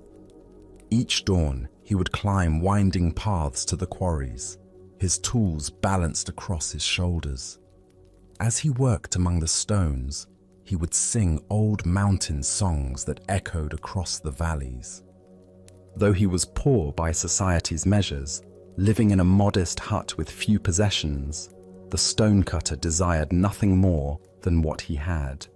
His simple life felt complete: the rhythm of his work, the beauty of the mountains, the satisfaction of honest labor. His heart held not a care in the world. One day, he was called to work on the grand mansion of a wealthy nobleman. As he approached the estate, his eyes widened at the magnificence before him. Marble columns reached toward the sky, gardens sprawled in perfect symmetry. For the first time in his life, the stonecutter felt the sharp pang of desire pierce his contentment. "If only I were rich," he sighed. "Then I would not have to earn my living in sweat and toil as I do now." To his amazement, a voice whispered from the stones, "Your wish has been granted. Henceforth, anything you desire will be given to you." He returned home that evening to find his humble hut replaced by a mansion as magnificent as the nobleman's. Overwhelmed with joy, he abandoned his tools and began enjoying the luxurious life of the wealthy. But one hot afternoon, gazing from his ornate window, he saw the king's royal procession passing by. The monarch sat in cool shade, surrounded by noblemen and servants, appearing serene and powerful above the common heat. "How I wish I were a king myself," he thought, and immediately found himself reclining in silk cushions within the royal carriage. But the carriage proved warmer than expected. Even through thick walls, the sun's heat penetrated relentlessly.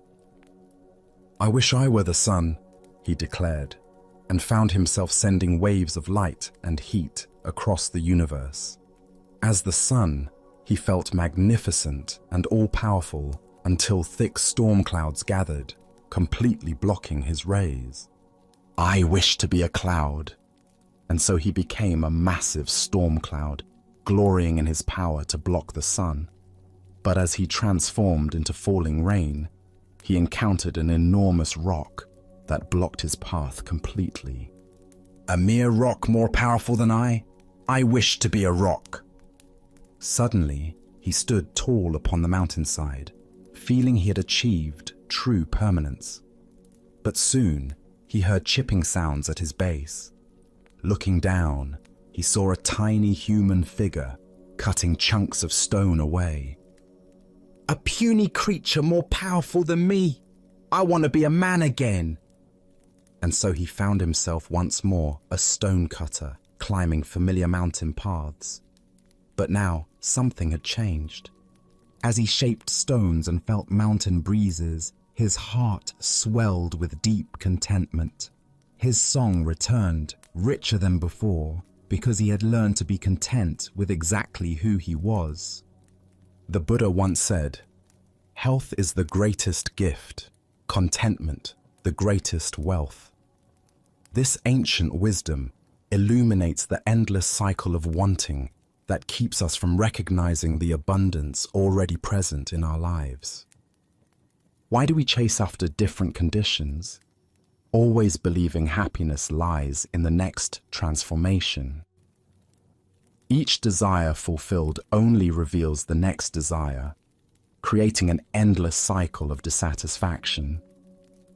The stonecutter's journey reveals the futility of seeking happiness through external circumstances. Consider your own versions of this cycle. "I'll be happy when I get promoted," only to discover new stresses. "I'll be content with more money," only to find greater wealth brings new worries. Each achievement reveals the next mountain to climb. Zen teacher Suzuki Roshi said, "Each of you is perfect the way you are, and you can use a little improvement." This paradox points to the heart of contentment, the ability to fully accept what is, while still engaging wholeheartedly with life's natural changes. The stonecutter's final transformation wasn't into something greater, but into appreciation for what he had always been. His work remained the same, but his relationship to life was completely transformed. Contentment isn't found in having different experiences, but in bringing different awareness to whatever experiences arise. Tonight, as you notice the mind's habitual reaching toward what's not here, can you experiment with the stonecutter's final wisdom? Can you find the song that emerges when you stop trying to be anything other than what you are? As the Buddha taught, contentment is natural wealth, luxury is artificial poverty. The greatest transformation available isn't becoming something different, but recognizing the inherent completeness of what we already are. Let us continue our journey with a story about the unexpected wisdom found in laughter and the suffering we create through taking ourselves too seriously. This is the tale of the monk who discovered his true teacher. In a remote mountain monastery in ancient China, there lived a young monk who approached his spiritual practice with tremendous intensity. Every morning before dawn, he would rise for meditation, sitting in perfect posture for hours without moving. He studied the Buddhist texts with scholarly precision, memorizing sutras and debating philosophical points with fierce concentration. His fellow monks often remarked on his seriousness and dedication to the Dharma. One crisp autumn morning, while studying a particularly complex passage about the nature of emptiness, the young monk encountered something that completely baffled him. The text seemed to contradict everything he thought he understood about Buddhist philosophy. The words appeared clear enough individually, but their meaning together seemed to dissolve into paradox the moment he thought he grasped it. Determined to understand, he carefully marked the passage and made his way to the master's quarters. The old teacher sat in his simple room, sunlight streaming through paper windows, creating patterns of light and shadow on the wooden floor. "Venerable master," the monk said, bowing deeply, "I have encountered a teaching that I cannot comprehend. Could you please illuminate its meaning for me?" He recited the passage with careful precision, explaining his confusion and the various interpretations he had considered. The master listened attentively, nodding occasionally, his expression thoughtful and engaged. When the young monk finished his earnest explanation, something unexpected happened. The master's face suddenly broke into a broad smile, then quiet chuckling, and finally erupted into hearty, uncontrollable laughter. His whole body shook with mirth, tears streaming down his weathered cheeks. The monk stood frozen, completely bewildered. This was not the response he had anticipated. Where he expected profound wisdom and careful explanation, he found only laughter. The master's amusement seemed to fill the entire room, echoing off the walls and growing even more intense.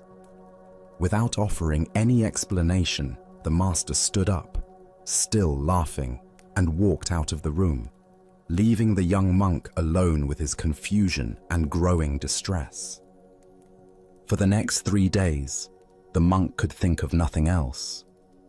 The master's inexplicable laughter haunted him constantly. He barely touched his meals, his meditation was scattered and unfocused, and sleep came only in brief, restless intervals. The question consumed him entirely.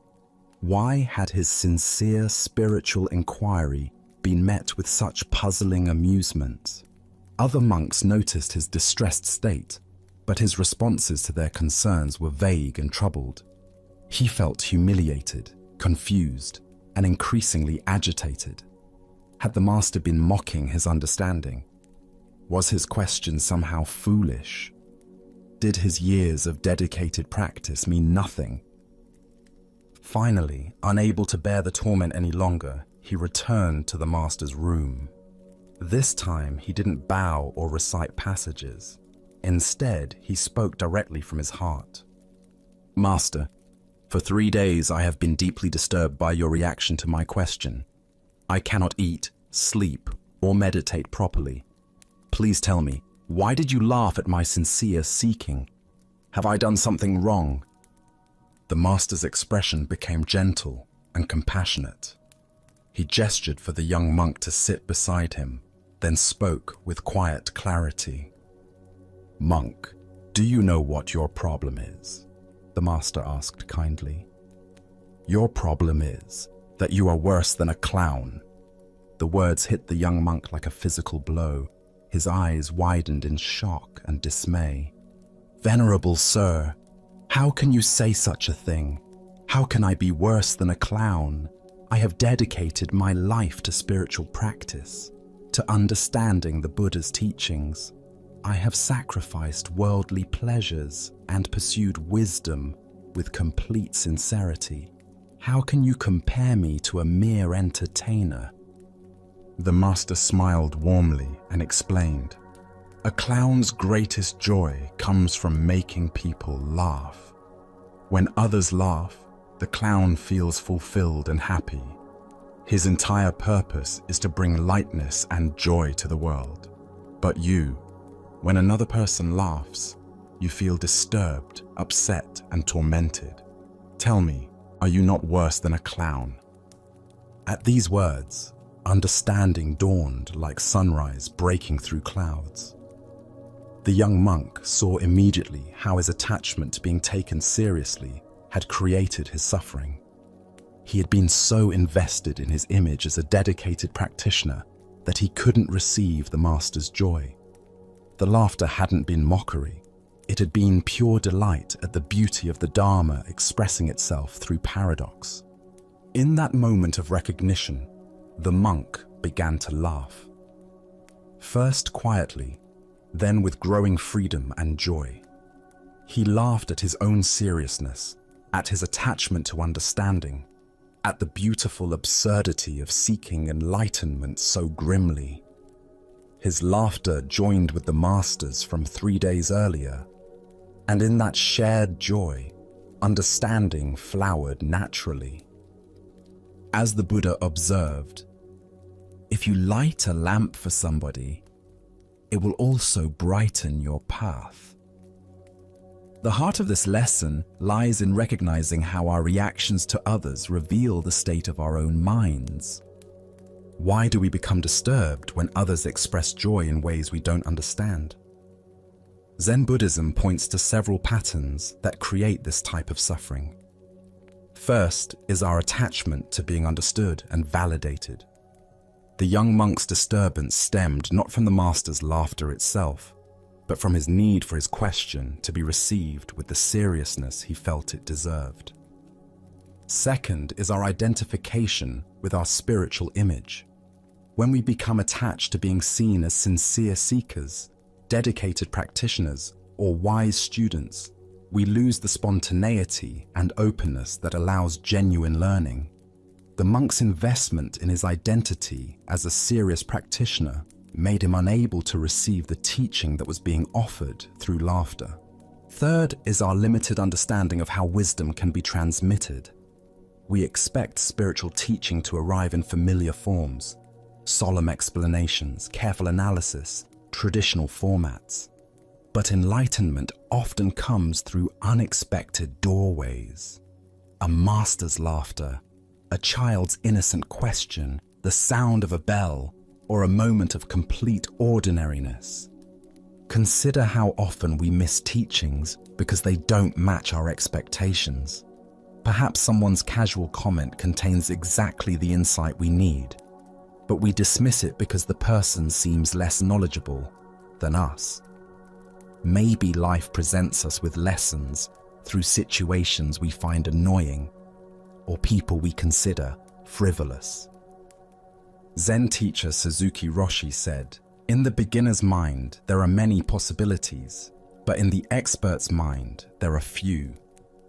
The young monk's expertise had become a barrier to learning.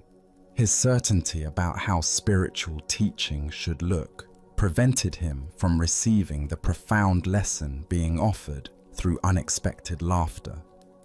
The story points us toward a fundamental question. Are we seeking understanding, or are we seeking to be understood?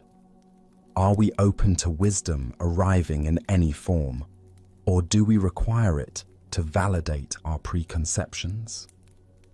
The master's laughter was a teaching about the joy inherent in the Dharma itself, the playful, spontaneous, beyond logic nature of awakened understanding. Tonight, as you encounter responses from others that don't match your expectations, can you remember the monk's revelation? Perhaps someone's laughter when you expected seriousness, their casualness when you hoped for depth, or their joy when you felt the situation called for gravity might contain teachings you haven't yet recognized. Buddha spoke of this when he said, "Thousands of candles can be lighted from a single candle, and the life of the candle will not be shortened. Happiness never decreases by being shared." The master's laughter was not diminishing the Dharma, but celebrating its inexhaustible joy, a joy the monk discovered he could share rather than resist. Let us continue on our journey with a cautionary tale about the perils of spiritual superiority. This is the story of the clever monkey. In ancient China, the Prince of Wu decided to take a pleasure boat to the famous Monkey Mountain, a place known for its abundant wildlife and scenic beauty.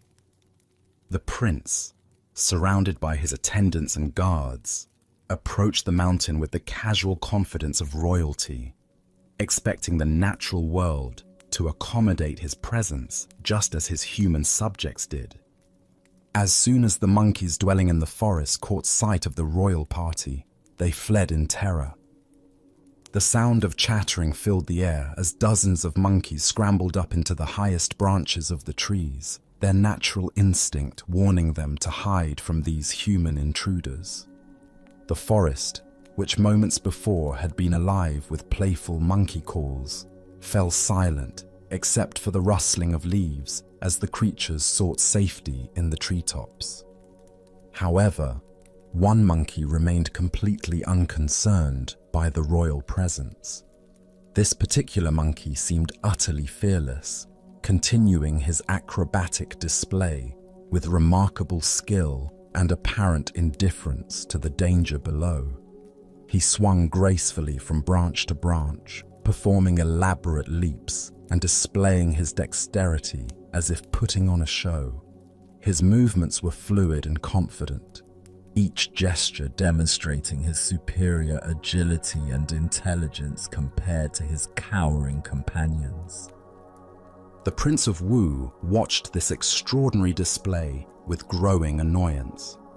Here was a mere animal that dared to show no respect for royal authority, that seemed to mock the very presence of the prince through its casual dismissal of the obvious threat. The monkey's confidence appeared to be a direct challenge to the prince's power. Deciding to teach this insolent creature a lesson, the prince drew his bow and shot an arrow directly at the monkey.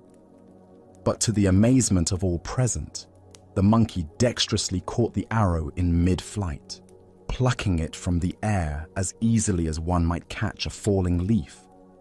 The monkey examined the arrow briefly, then tossed it aside with casual dismissal, as if such feats were nothing more than child's play. The prince's face darkened with rage at this humiliation. His skill as an archer had been made to look foolish by a mere animal. "Attack!" he ordered his attendants. "Bring down this arrogant beast." A volley of arrows filled the air. The monkey, suddenly overwhelmed by the coordinated assault, could not deflect them all. In an instant, he was struck by multiple arrows and fell dead to the forest floor, his extraordinary abilities proving useless against such overwhelming force.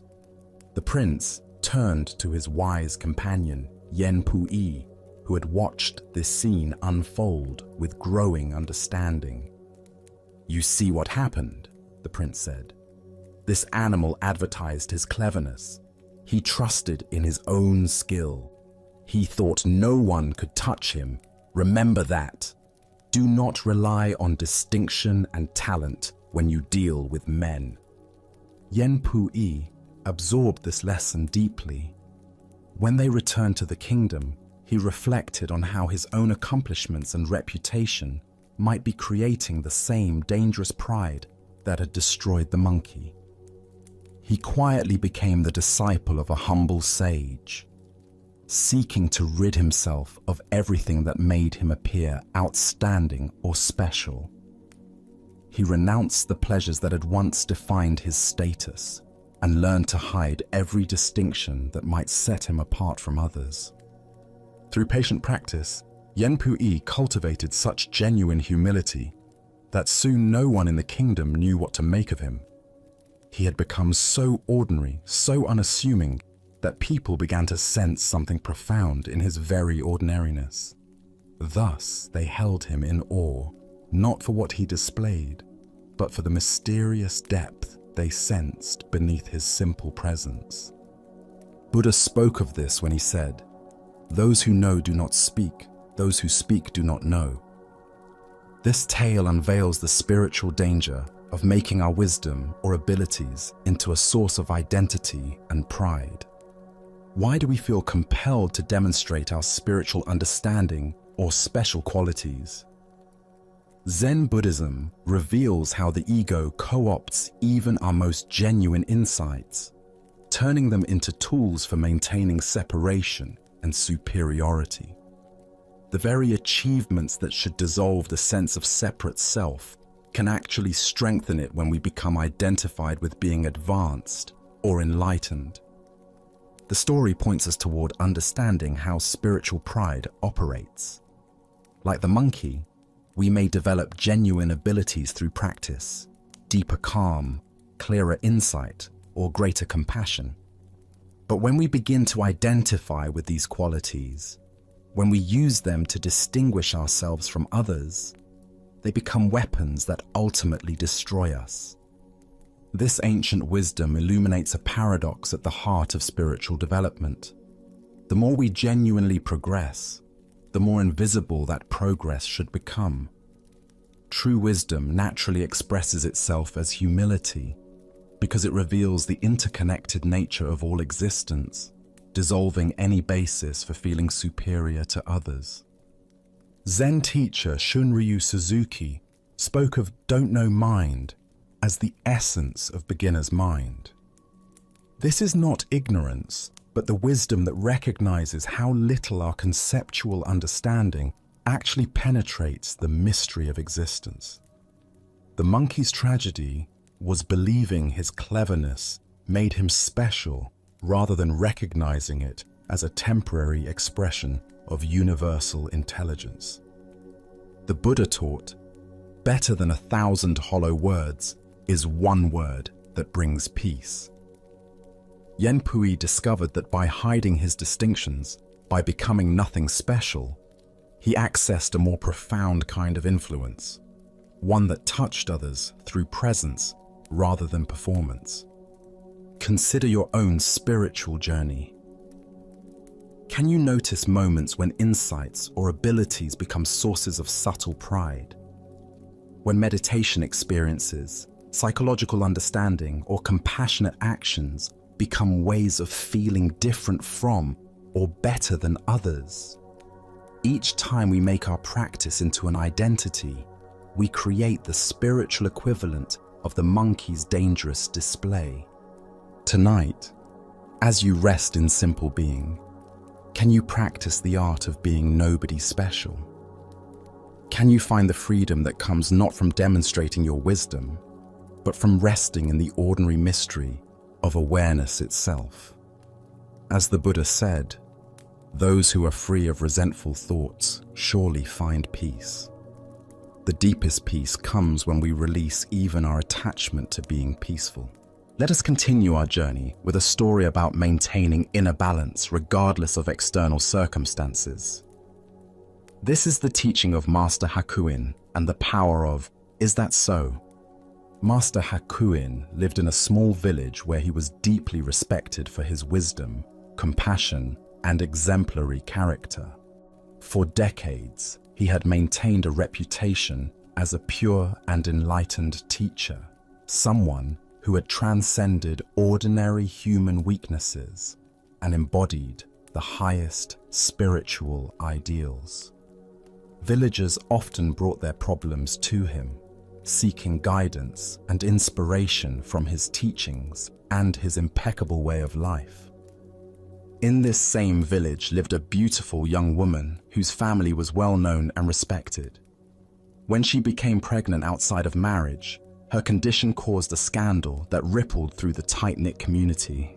Her parents were furious and demanded to know who was responsible for bringing such shame upon their family. At first, the young woman refused to reveal the father's identity.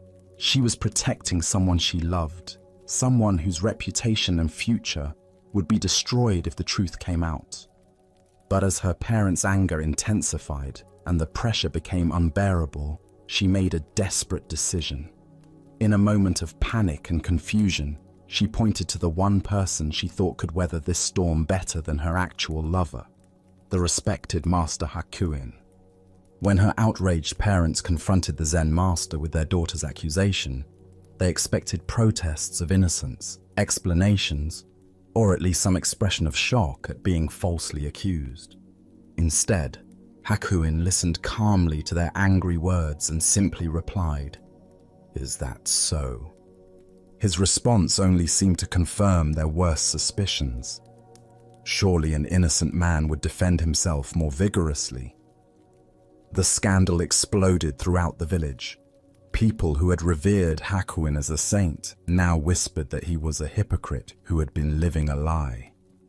His reputation was destroyed overnight, and former students abandoned him in disgust and disappointment. When the child was born, the parents brought the baby directly to Hakuin. "This is your responsibility now," they declared bitterly. "Since you are the father, you must take care of this child." They thrust the infant into his arms and walked away, leaving him to face the consequences of a crime he had never committed. Again, Hakuin simply said, "Is that so?" and accepted the baby without protest or explanation. For many months, the former master cared for the child with tender attention. He fed the infant, changed diapers, walked the floors during sleepless nights, and provided all the love and care that any devoted parent would give. Neighbors who had once brought him offerings of food and respect now ignored him or spoke of him with contempt.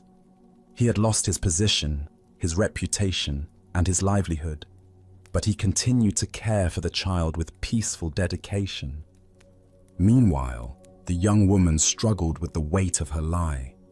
Watching the revered teacher suffer for her deception while caring lovingly for a child that wasn't his became unbearable. The guilt consumed her until she could no longer live with what she had done. Finally, she confessed the truth to her parents. The real father was a young man in the village whom she had been trying to protect. Her parents were horrified to learn what they had done to an innocent man. They rushed to Hakuin's simple dwelling with profuse apologies. "Master, we have wronged you terribly," they said, bowing deeply. "Our daughter has confessed that you are not the father. We know now that you have suffered unjustly for our mistake. Please forgive us and allow us to take the child back to its real family." Hakuin listened to their apologies with the same equanimity he had shown to their accusations. As he gently placed the baby in their arms, he offered the same response he had given throughout the entire ordeal. "Is that so?" As Buddha's wisdom reminds us, hatred does not cease by hatred, but only by love. This is the eternal rule. What emerges from this story is the profound power of maintaining inner equilibrium regardless of how others perceive us or what circumstances life presents. Why do we allow external events and other people's opinions to determine our inner state? Zen Buddhism teaches that true freedom comes from developing an unshakable center that remains stable, whether we're being praised or blamed, honored or dishonored, treated fairly or unjustly. Hakuin's response, "Is that so?" represents a profound spiritual practice. He wasn't being indifferent or passive. He was demonstrating the ultimate non-attachment to reputation, status, and even justice itself. His consistent response showed that his sense of worth and purpose came from within rather than from external validation. Consider how differently most of us would react to false accusations, public humiliation, and complete loss of reputation. The natural human response is to defend ourselves, to fight against injustice, to demand that others see the truth. But Hakuin's approach reveals another possibility, meeting all circumstances with the same peaceful acceptance. This doesn't mean we should never defend ourselves or that we should passively accept all injustices. Hakuin's teaching is more subtle. He shows us that our inner peace doesn't have to depend on external circumstances being fair or favorable. We can maintain our center regardless of how the world treats us. The Buddha taught, "You will not be punished for your anger, you will be punished by your anger." Hakuin's equanimity protected him from the additional suffering that would have come from resentment, self-pity, or desperate attempts to restore his reputation. While the situation was undoubtedly challenging, he didn't compound the difficulty with emotional resistance. Look deeply at your own reactions to criticism, misunderstanding, or unfair treatment. How much of your suffering comes from the actual events, and how much comes from your mental and emotional responses to those events? Hakuin's example suggests that we have far more control over the second source of suffering than the first.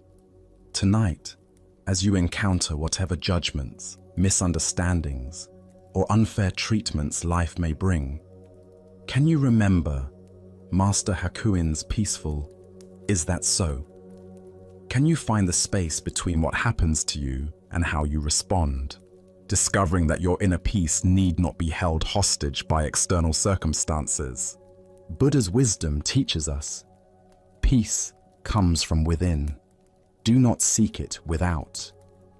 True spiritual development isn't measured by how well life treats us, but by how gracefully we can meet whatever life brings, maintaining our compassion, dignity, and inner tranquility, regardless of whether the world recognizes our worth or understands our true nature.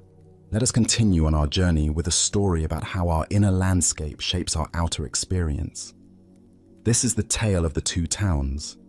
In a bustling marketplace where merchants hawked their wares and travelers stopped to rest on their journeys, a wise Zen master had established a modest tea stall. People came not only for refreshment, but for the master's reputation for offering practical wisdom to those facing life's transitions and uncertainties. On this particular day, two different men approached the master's stall, each carrying the same question but embodying very different energies. Both were considering major life changes.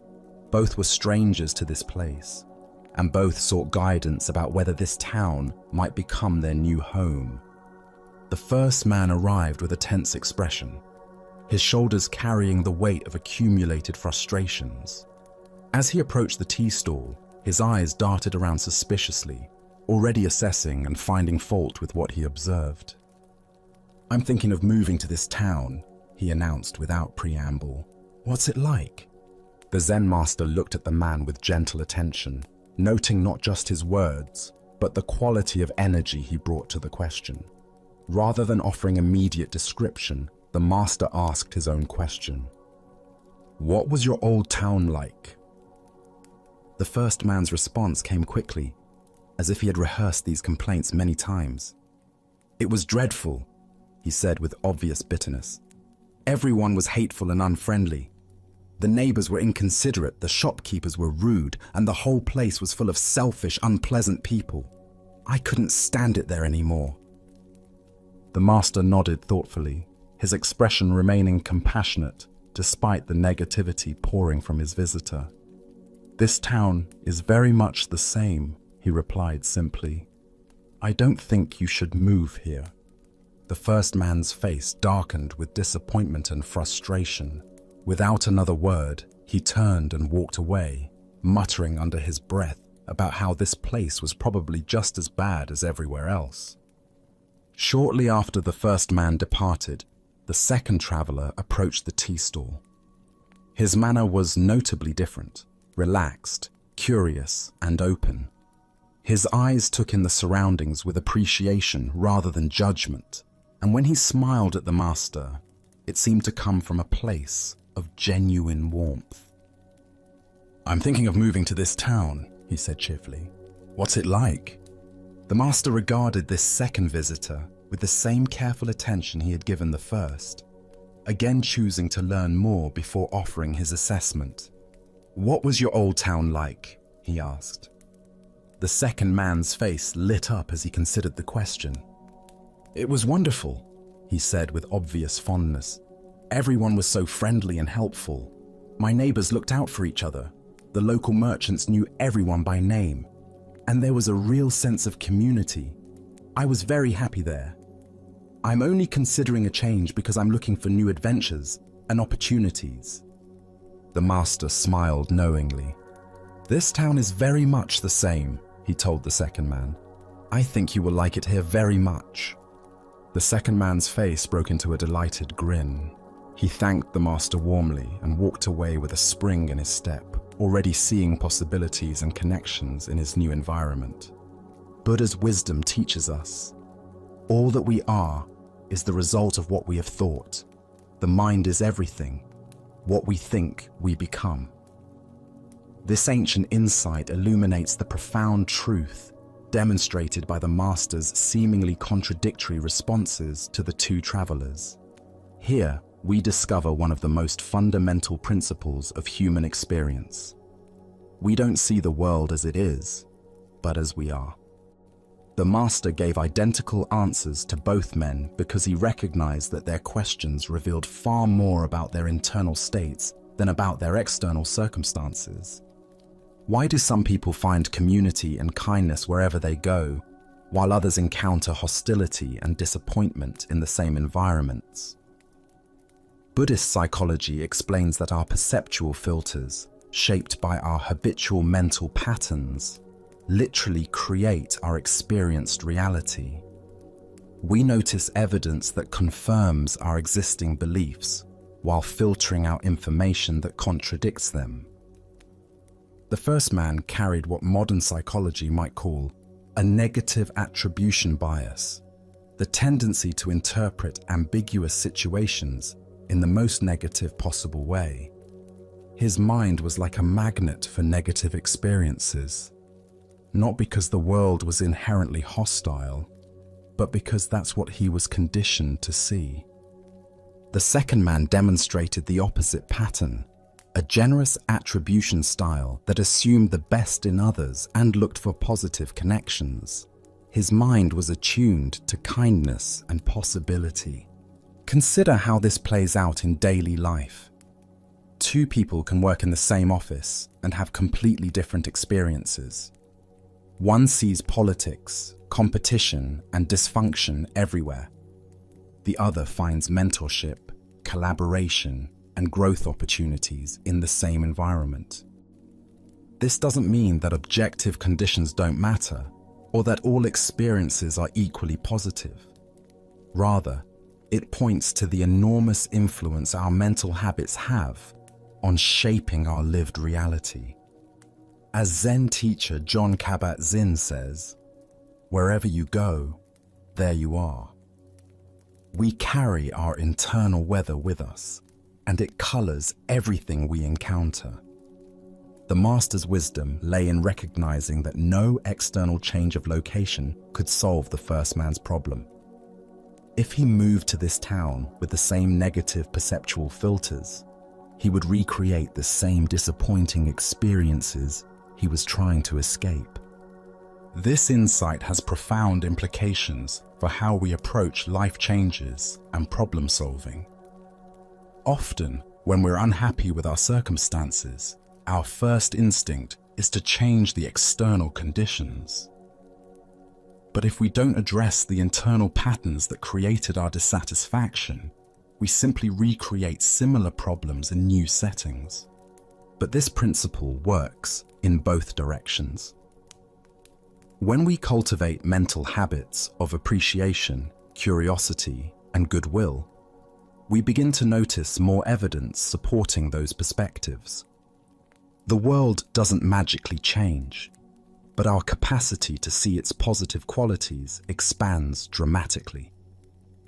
Tonight, as you reflect on your own experiences of community, work, and relationships, can you notice the interpretive lens through which you typically view these interactions? Are you more like the first traveler, scanning for problems and disappointments, or the second, looking for connection and possibility? As the Buddha taught, the mind is everything, what you think you become. The most powerful tool for transforming our external experience lies not in changing our circumstances, but in changing the quality of awareness we bring to whatever circumstances we encounter. Let us now turn to a story about the difference between seeing and being seen, between wisdom and the appearance of wisdom.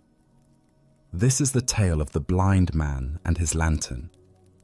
Late one evening, as darkness settled over the village like a soft blanket, a blind man prepared to walk home after spending the day with a dear friend. They had shared tea, conversation, and the comfortable silence that comes between people who truly know each other. But now, the hour was late, and the blind man needed to make his way through the winding streets to his own home. As he prepared to leave, feeling around for his walking stick and adjusting his cloak against the night air, his friend looked out at the pitch-black streets with concern. "Please," the friend said kindly, "let me give you my lantern to carry with you. The streets are particularly dark tonight, and there are many obstacles along the way." The blind man paused, surprised by the offer. "Why would I need a lantern?" he asked with gentle amusement. "You know I cannot see. The light won't help me find my way any better than darkness would. My feet know these streets, and my other senses guide me just fine." "Ah," his friend replied thoughtfully, "but perhaps the lantern isn't for you to see better. Perhaps it's so that others will see you better and won't accidentally bump into you as they hurry through the dark streets." This reasoning made perfect sense to the blind man. While he had learned to navigate the world without sight, he understood that others depended on their eyes and might not notice him in the darkness. "Of course," he said, accepting the lantern gratefully. "How thoughtful of you." The lantern was a simple but beautiful thing, made of rice paper stretched over delicate bamboo strips, with a candle secured safely inside. His friend lit the candle, and the warm glow illuminated a circle of ground around the blind man's feet. Even though he couldn't see the light himself, he could feel its warmth and knew that others would see him coming from a good distance away.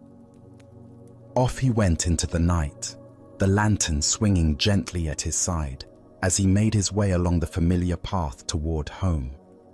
He felt confident and considerate, knowing that he was taking care both of his own safety and the safety of others who might be traveling these same dark streets.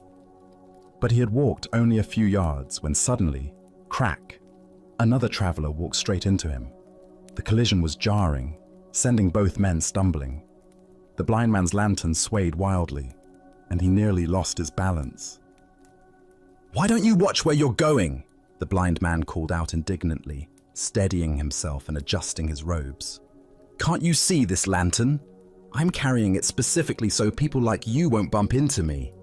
The other traveler, equally surprised by the collision, looked at the blind man's lantern and couldn't help but laugh. "My friend," he said gently, "why don't you light the candle? Your lantern is completely dark." The blind man reached toward his lantern and felt around the bamboo frame. Sure enough, the candle had gone out shortly after he left his friend's house, though he had been completely unaware of it. He had been walking through the darkness, carrying what he believed was a source of light, but was actually just an empty container, no more illuminating than if he had carried nothing at all. The Buddha once said, "Thousands of candles can be lighted from a single candle, and the life of the candle will not be shortened. Happiness never decreases by being shared." This tale unveils the profound difference between carrying the container of wisdom and carrying wisdom itself. Why do we so often mistake the form of understanding for understanding itself? Zen Buddhism reveals that we frequently become attached to the external symbols of insight, the books we've read, the retreats we've attended, the spiritual concepts we can discuss, while the actual flame of awareness remains unlit within us. The blind man's situation is deeply familiar to anyone who has walked a spiritual path. We acquire the lantern of teachings, surround ourselves with the framework of practice, and assume that possessing these things means we are illuminated. But unless the candle of direct experience is actually burning, we're still walking in darkness while believing we carry light. Consider your own spiritual or philosophical understanding. How much of what you believe you know is actually lived wisdom, and how much is merely conceptual knowledge you're carrying around like an unlit lantern?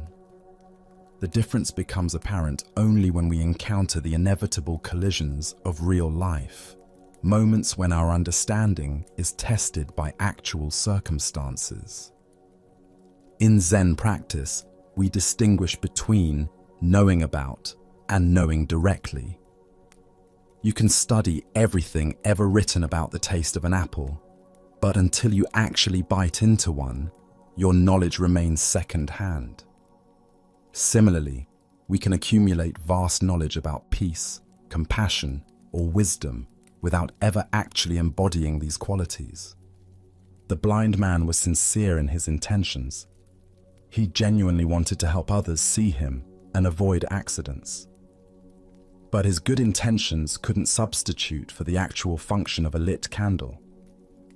This is the challenge of all spiritual practice, not just wanting to be wise or appearing to be wise, but actually cultivating the direct experience that makes wisdom real. Zen Master Dogen taught, "To study the Buddha way is to study the self. To study the self is to forget the self." The lantern represents our self-concept as someone who is wise, spiritual, or enlightened. As long as we're primarily concerned with maintaining this identity, the actual candle of genuine insight remains unlit. The traveler who bumped into the blind man wasn't being cruel when he pointed out the obvious. Sometimes we need others to help us see that our candle has gone out, that we've been coasting on old understanding, without tending to the flame of present moment awareness. Look deeply at your own experience. When do you find yourself carrying an unlit lantern? Perhaps it's when you offer advice you haven't fully integrated yourself, when you speak about peace while feeling agitated inside, or when you present yourself as having figured out something you're still actively struggling with. These aren't moral failures.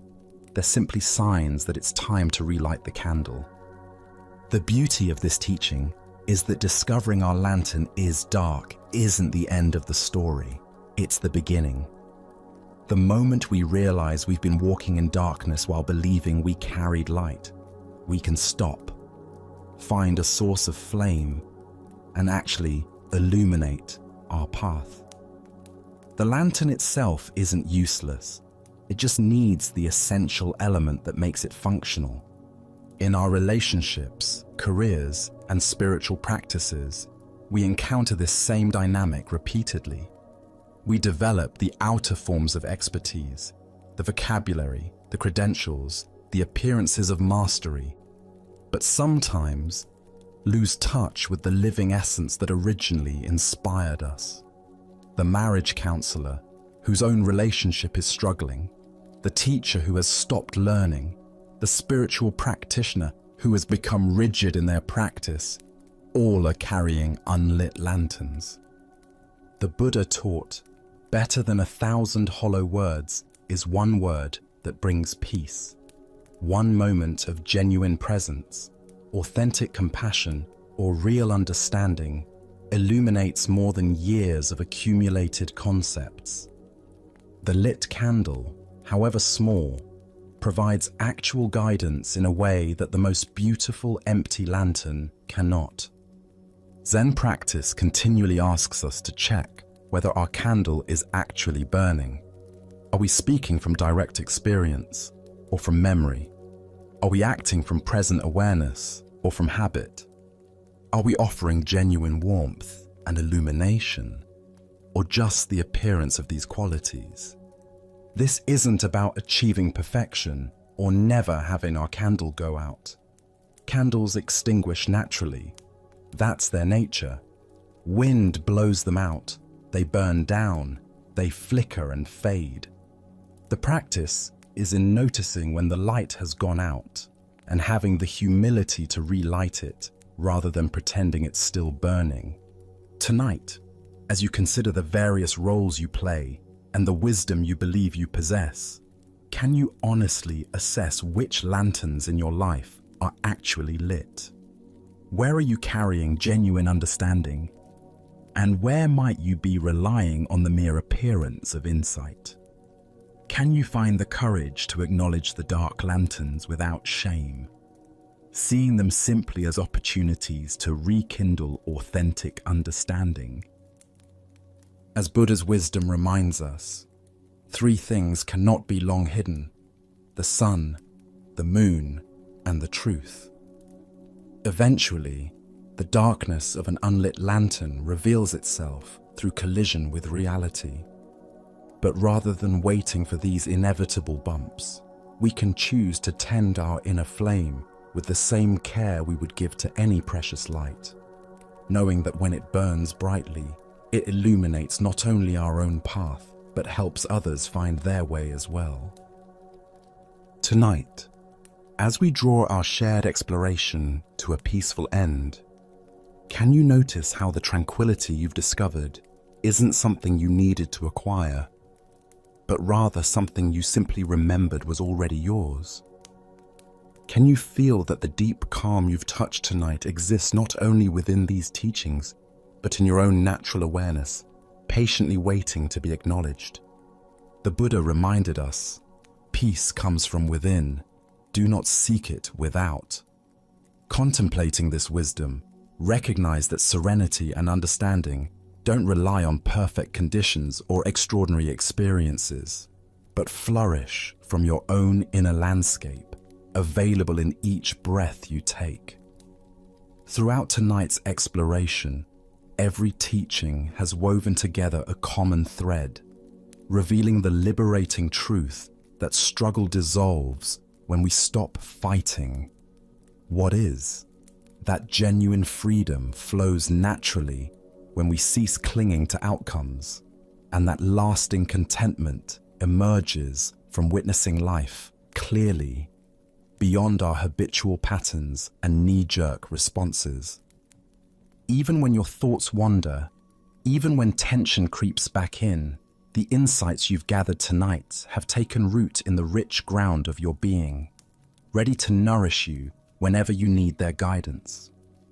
Remember, as you settle into rest, that these timeless wisdoms have revealed not some far-off destination, but a way of inhabiting this very moment with complete presence and acceptance.